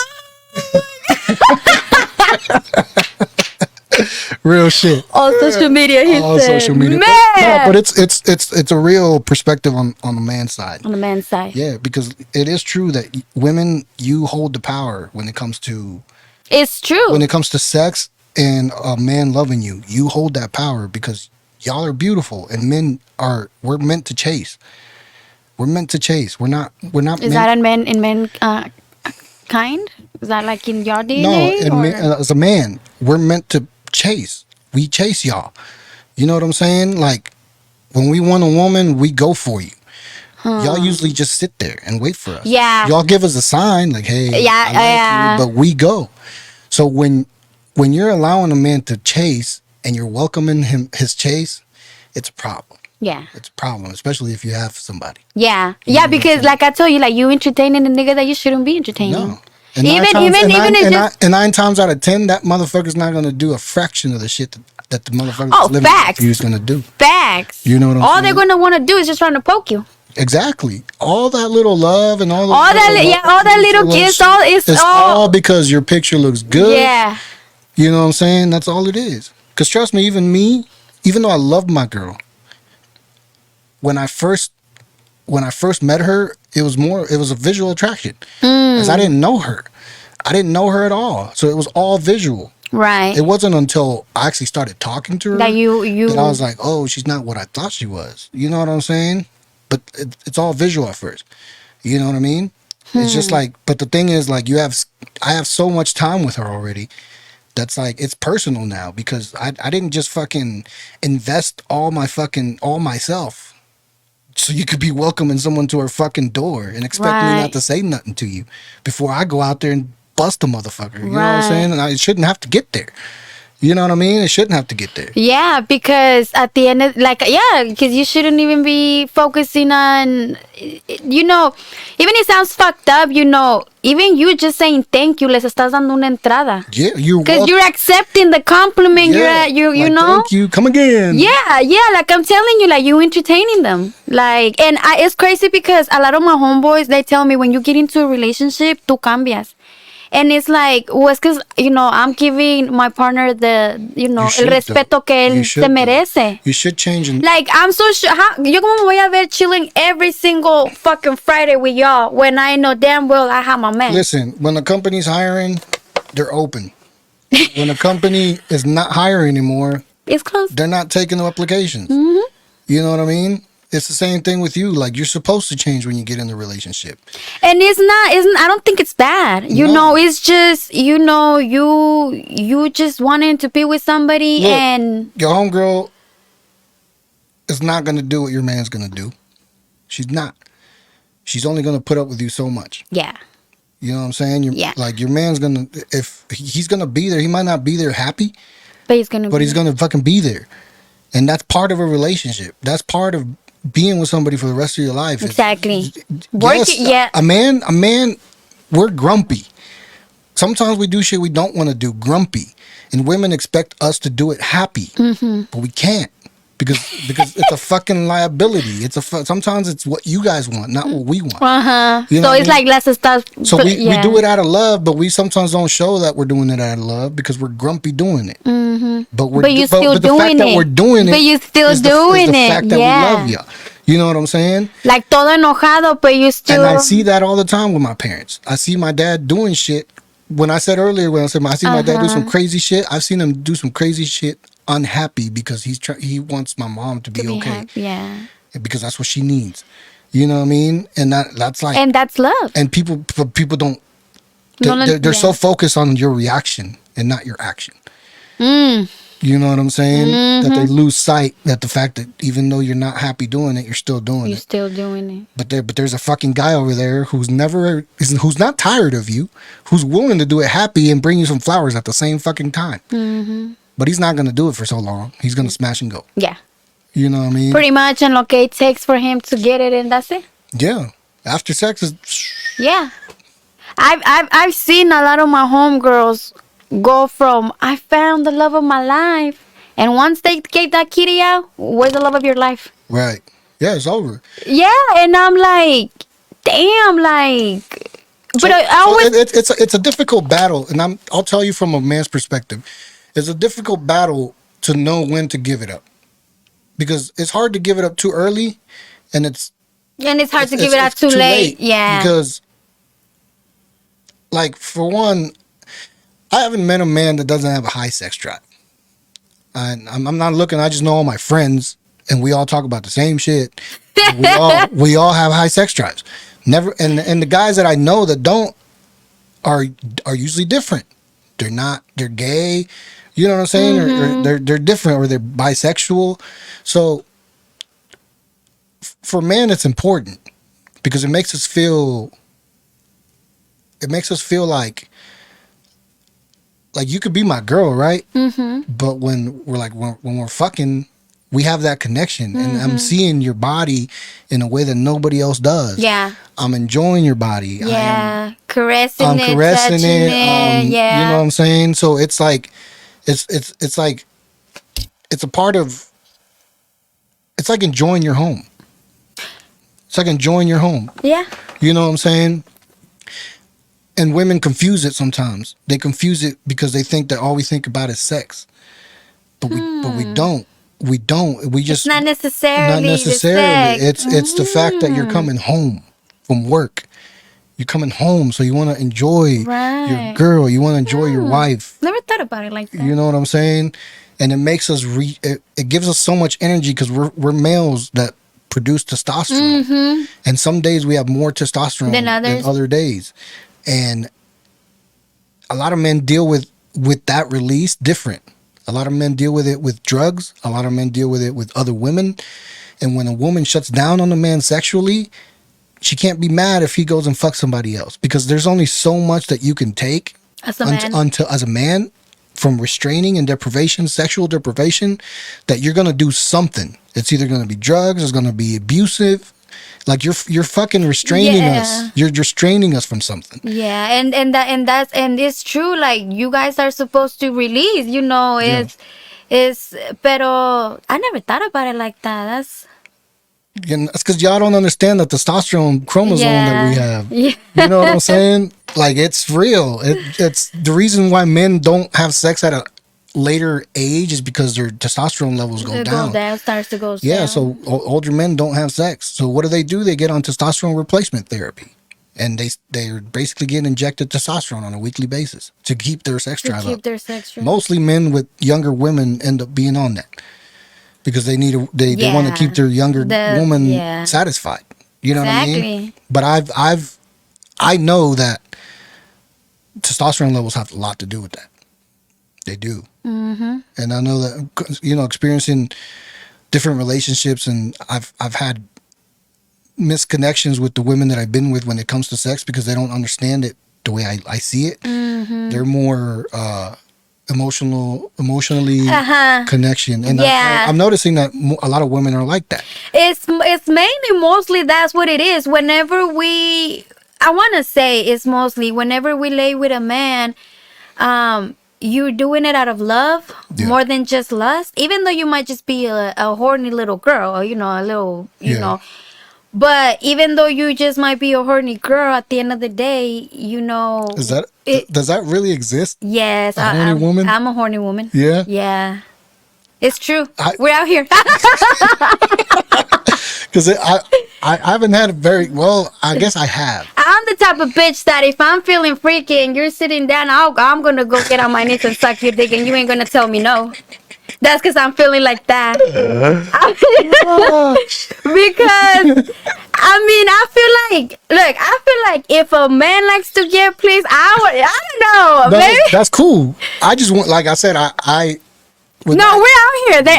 I just feel like a lot of women don't talk about it. yeah, Maybe they'll talk about it with their homegirls. yeah, because then you look at Pero it's yeah. I mean, at the end of the day, we always get called bitches and sluts. You No. know, I feel like if you know that you're and a man. you're- I'll be honest, a man will have a hard time accepting a woman with a high sex drive yeah. because they'll think that They'll think that you because out there giving it to everybody. Yeah, Yeah, yeah. because they think that you cannot be without the dick. Yeah. But I don't think I don't think it's that. I just feel like I can be without your dick. right. You I see the got you. difference? I So got I feel like, because I remember, I've had these issues with a lot of my mans. They'll be like, damn, D, cálmate, be like, yeah, si eres. I'm like, but not with everybody, Yeah. but when I'm with somebody, yeah.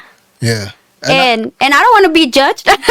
Right. I don't, Yeah. by them, I'm not saying, but I'm just saying, like, I feel like, también somos de carne. We Yeah. have needs too. Yeah. I just feel like we don't put it out like that. Like, Yeah. I feel like we might be like, trying to like make out, little kisses here and there. Yeah. But I'm not You're like, more, like y'all more sensual. yeah, then just, I'm not going to get it wrong. Like, if I want it, I'm going to. Right. But, more likely it's more us wanting that connection, not just the sex itself. Yeah. Even though we're having sex, Yeah. it's more about the connection that I'm having with my man. Imagine having a connection during sex.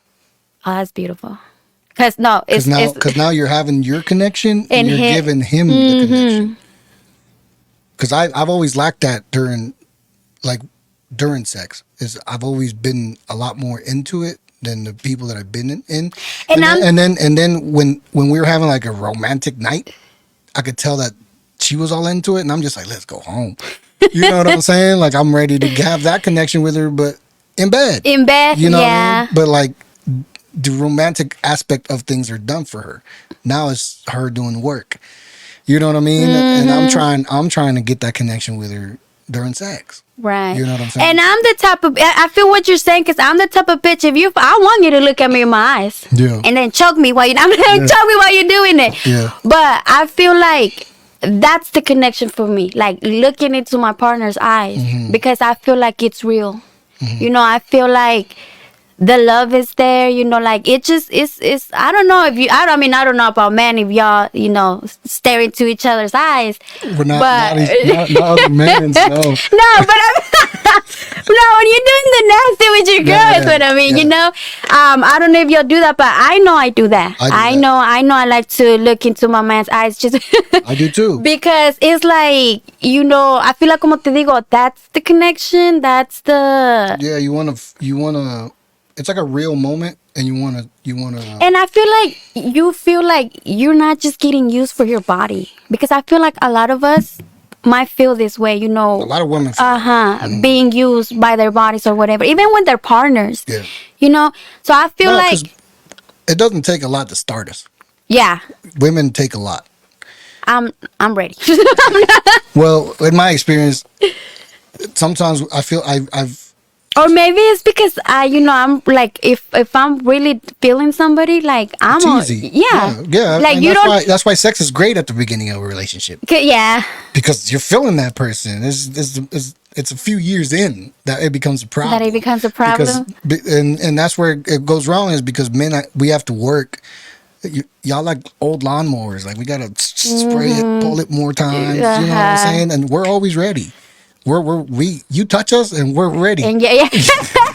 We're ready. You know what I'm saying? So like, that's where the confusion comes in, when y'all start feeling like y'all being used. Is because we can go in so fast and be done so fast, and then y'all feel like, what the fuck?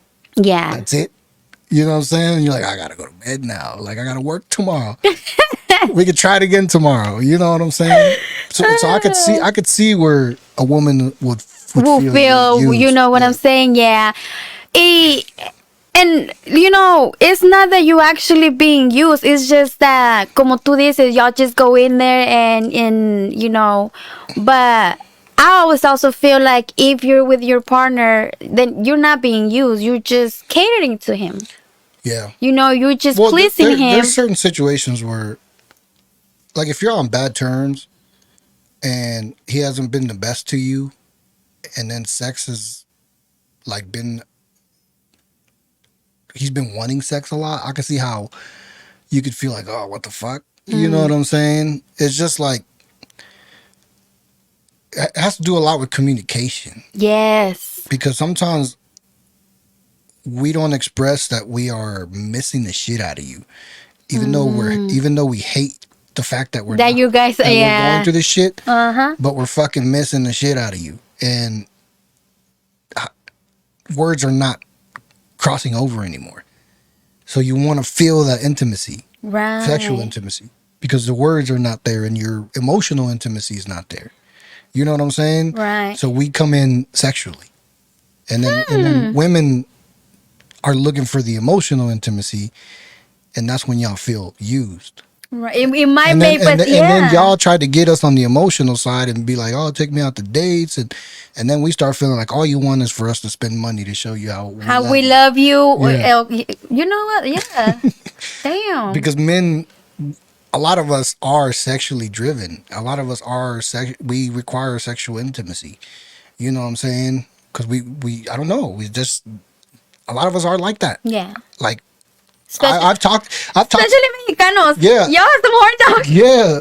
And like, because I've talked to dudes and I'm like, bro, am I wrong? Like, am I wrong for having a high sex drive? Or something's wrong with me? What the fuck? And then every fucking dude I talk to is like, you're healthy at that. You're a man, bro. Yeah. You're a man. You know what I mean? Sex is in you guys' DNA, kind of like cars. I'm not going to lie. Porn does amplify the shit out of that. Huh. If a man's addicted to porn, amplifies it. So it's unnatural. You know what I'm saying? But a man that has control over it is going to be better. Like, he's not going to require it every day. Right. But I feel like even a man that's not addicted to porn is at least once or twice a week. Yeah. Especially if he has a very attractive woman. Damn, I want it every day. You know? Yeah. So I don't know. I just know that porn has a lot to do with it. I know that porn can also determine what type of women you're into. You know what I'm saying? And a man, really, yeah, because like, it's like feeding your fetish. Huh? You get into porn to feed your fetish. Some people like feet. They fucking they go look at feet porn, and then they go off to the club looking at feet. You know what I'm saying? And they're gonna want to suck a and bitch's then they're toes. like, damn, I like that bitch's fat ass toe. Like, she has a fat toe. She's a fat toe. You know what I'm saying? Because I've been there. You know what I'm saying? You have a food fetish? No, I don't have a food fetish. I like fat asses. That's my fetish. Not no fat toe. Not no fat toe. But I've been there. You know what I'm saying? I've been there, but like I said, I'm very self-aware, and I always evaluate why I'm there. Right. The reason that I'm there, and I always make sure that I'm there for the right reason. You know what I'm saying? Even with the woman that I'm very attracted to, right? Like my ex, there was a point where I had to reevaluate myself and be like, why am I here? Am I here just because she's attractive, or am I here because I love her? Why am I doing what I'm doing? You know what I mean? And I came to, like, I realized that a man is not gonna do shit because he just wants the ass. Like, it's only gonna last so long. Right. You know what I'm saying? It's only gonna last. Right, it's not gonna last 5 years. It's not gonna last 5 years. It's gonna last less than a year. See, I always heard bitches that I feel like they use sex to control a man. Like they feel like if they're not giving it to them, like that's when they have a hold of them. And I'm thinking like I've never understood that That's type true. of Especially if he's a loyal man, because he knows that if he knows that if she, it's like depriving somebody. yeah. You're depriving somebody from Because you know that they love you or they feel some sort of way for you. But that person that's depriving makes me question how much they actually care about that person, because you're putting them in a position where you Yes. could lose them. Yes. You could lose them. So it's like, is she playing? Because I've been in that position. I've been in that position where I'm deprived, and I've sat there and I was like, what's my options? I'm gonna fucking become a porn addict, or I'm gonna go fuck another bitch, and she's gonna blame me for it. She's never gonna acknowledge that I was sexually deprived, or I'm gonna figure out how to fucking fix. There's no other way to fix a sexual. You're either gonna get addicted to porn, or you're gonna end up fucking other bitches. There's no other option. There's no other option. You know what I'm saying? Because you're gonna look for something that you should be having in your house and you don't have it. Yeah. And I'm not saying that's an excuse either, but it's more likely what's gonna happen. It's gonna happen because that man's gonna have to do. He's gonna have to release his sexual energy one way or another. And even though it's just a fuck up, just so you're trying to bust your nut, at the end of the day, you know, is. And then I feel like, you know, if that was the case, and then it's true, like a bitch cannot come and like blame you for something wrong that she's doing. Right. You know what I'm saying? Like, Well, she could blame the guy for doing something wrong, and she could say, "This is the reason why I don't feel like I'm attracted to you sexually right now, because this is how I feel." right. So she could potentially not be there sexually because of how the relationship's going. Right. But that's when you have to really figure out like what the fuck's wrong and why is this feeling. But it takes both parties to understand. You know what I'm saying? Because a lot of times she's feeling that way because you're feeling that way. But who started feeling first? Because you, like in my case, I could make somebody feel alone because early I felt alone. And she might think that I just don't care. Right. But I didn't say nothing when I felt alone because I felt like it was going to cause issues. So I took the blame and I just ran with it. And now I'm feeling some type of way because you don't notice my sacrifices. Mm-hmm. And now I'm distancing myself a little bit. And now you're feeling alone. Yeah. But like, what about me? How many times have I felt alone? Right. You know what I'm saying? Especially when it comes to like a man providing. A man's never going to tell you this is what I did because he doesn't want to throw that in your face. He does it out of love. You know what I'm saying? So when she's like, what's wrong with you? Why are you acting this way? He's not going to admit it. He's not going to say, well, I did this, and this, and this, and this, and this. Right, because that's more of what women do. Like, oh, so just because you did that, you think you could buy me? No. I was trying to set us up. You know what I'm saying? I was trying to help you, but he's not gonna admit it. He's just gonna say, all right, like, I'm wrong. I'm sorry. I made you feel alone. You know what I'm saying? Like, he's gonna eat all that shit up because the reason why she felt that way is because he was feeling a certain way. Right. So sometimes y'all end up feeling a certain way because in the process of y'all's relationship, there was something that happened that he just suck it all in and didn't mention it. Mm-hmm. That triggered the chain reaction for you to end up feeling the dead end to it. You know what I'm saying? But it's too late by then to even talk about it, and it's too early to talk about it when it happens. Right. Because it causes friction and a lot of problems. Mm-hmm. So you just end up in that bad situation, and it just takes time to heal. It takes time for you to heal. It takes time for her to heal from that loneliness. But the question is it better to heal together or by yourself? Because you're risking a lot healing by yourself. You know what I'm saying? Exactly. And it's true. It's true. That's good. You let me thinking like, damn. It's relationships, man. Yeah, man. Relationships take a lot. You know, you need a lot of communication. You always got to keep it 100 with each other. And I feel like if I'll be honest with you, I don't believe in distance. I feel like the devil divides. I feel like God The multiplies. devil's always working. I feel like the devil divides. I feel like God multiplies.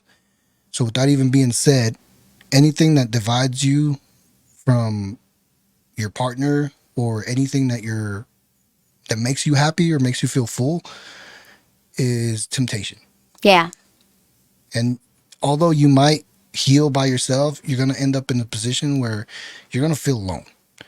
And then you're going to look for someone else. See, but I always felt the fact that you have to be able to be alone by yourself. You You do. you have You can't to. be codependent. There's people that cannot stand their own company. Right. But I feel like that's because they're not in tune with themselves, and I feel like a lot of times, you do have to be by yourself. Mm-hmm. You know what I mean? Like I feel like you need that time to even reprocess or even think or even Well, you sort should shit have had that out. time before you got in the relationship. That's true. That's true. That's Should have been had that time. Because once you're in, you're in. You can't. yeah. Because now you're just playing with these people's emotions. You're playing with people's emotions. You're wasting time. You wasting their time, not in your time, and You yep. know what I'm saying? Like, cool, take your time, heal, do what you need to do. But what is the shit they say when you marry? For better or for worse? For better or for worse. How does that look when you have to take a break? Not. You know what I'm saying? Like, what does that mean? For better or for worse? Like, what happens if you get sick? I'm tired of you. I'm tired. I'm gone. Yeah, like, It's like, yep. it ain't for better or for worse. It's You know what I'm saying? That's true. Damn. This been interesting. Yeah, we've been going. Where we at? ¿Cómo vamos? ¿Cómo vamos? I don't know. We've been going for a minute. It's 7:19. What's your bedtime? Oh man, I don't have one. Mine's 8. Yours 8? Yeah, Really? yeah. Because I wake up at 3. A la madre. Yeah, I wake up at 3 and I go in at 6. But I go to the gym, so like I have a lot of shit to fix in the morning. Oh, so you'll take your time. Yeah, because like I don't come back home till about 7 or 8. 7 or 8. So I come, take a shower, Ella eat. dormir. Yeah, Damn. but I guess we can call it. We can call it. It's a wrap. Hey, Appreciate you for coming in. Hey, man. This is a good one. This is a good one. Yeah. Oh, man. You better send me this shit. Nah, we're gonna post it. It's gonna be on YouTube. King Diana, you can find her at, what is it on Instagram? Instagram. Is it underscore King Diana it's- dot? No, it's King and then period and then Diana. No. It's No? Underscore? It's Okay. underscore King period Diana underscore. Okay, there. There we go. Underscore King period Diana underscore. Yes. Her I don't even know my own shit. yeah, her fashion brand is East 1988. You got hoodies right now? I have a few hoodies that I'm going to be dropping. So you only have beanies right now. I have pretty much everything. You could just look in the other page and then there's like shit in there. I usually don't post a lot of my stuff like on the King because that's more like my personal one. Oh, okay. Pero on the East, you find every new shit that's coming up there. Okay. Bet. So you make sure y'all tune into that. King Diana, we in the house. And we out. Yeah. Yeah, that was pretty dope. That was so dope. This is my first time doing it. Great communication. Oh, ya saqué toda sorda. It's loud, ain't it? Yeah, it's a little bit loud.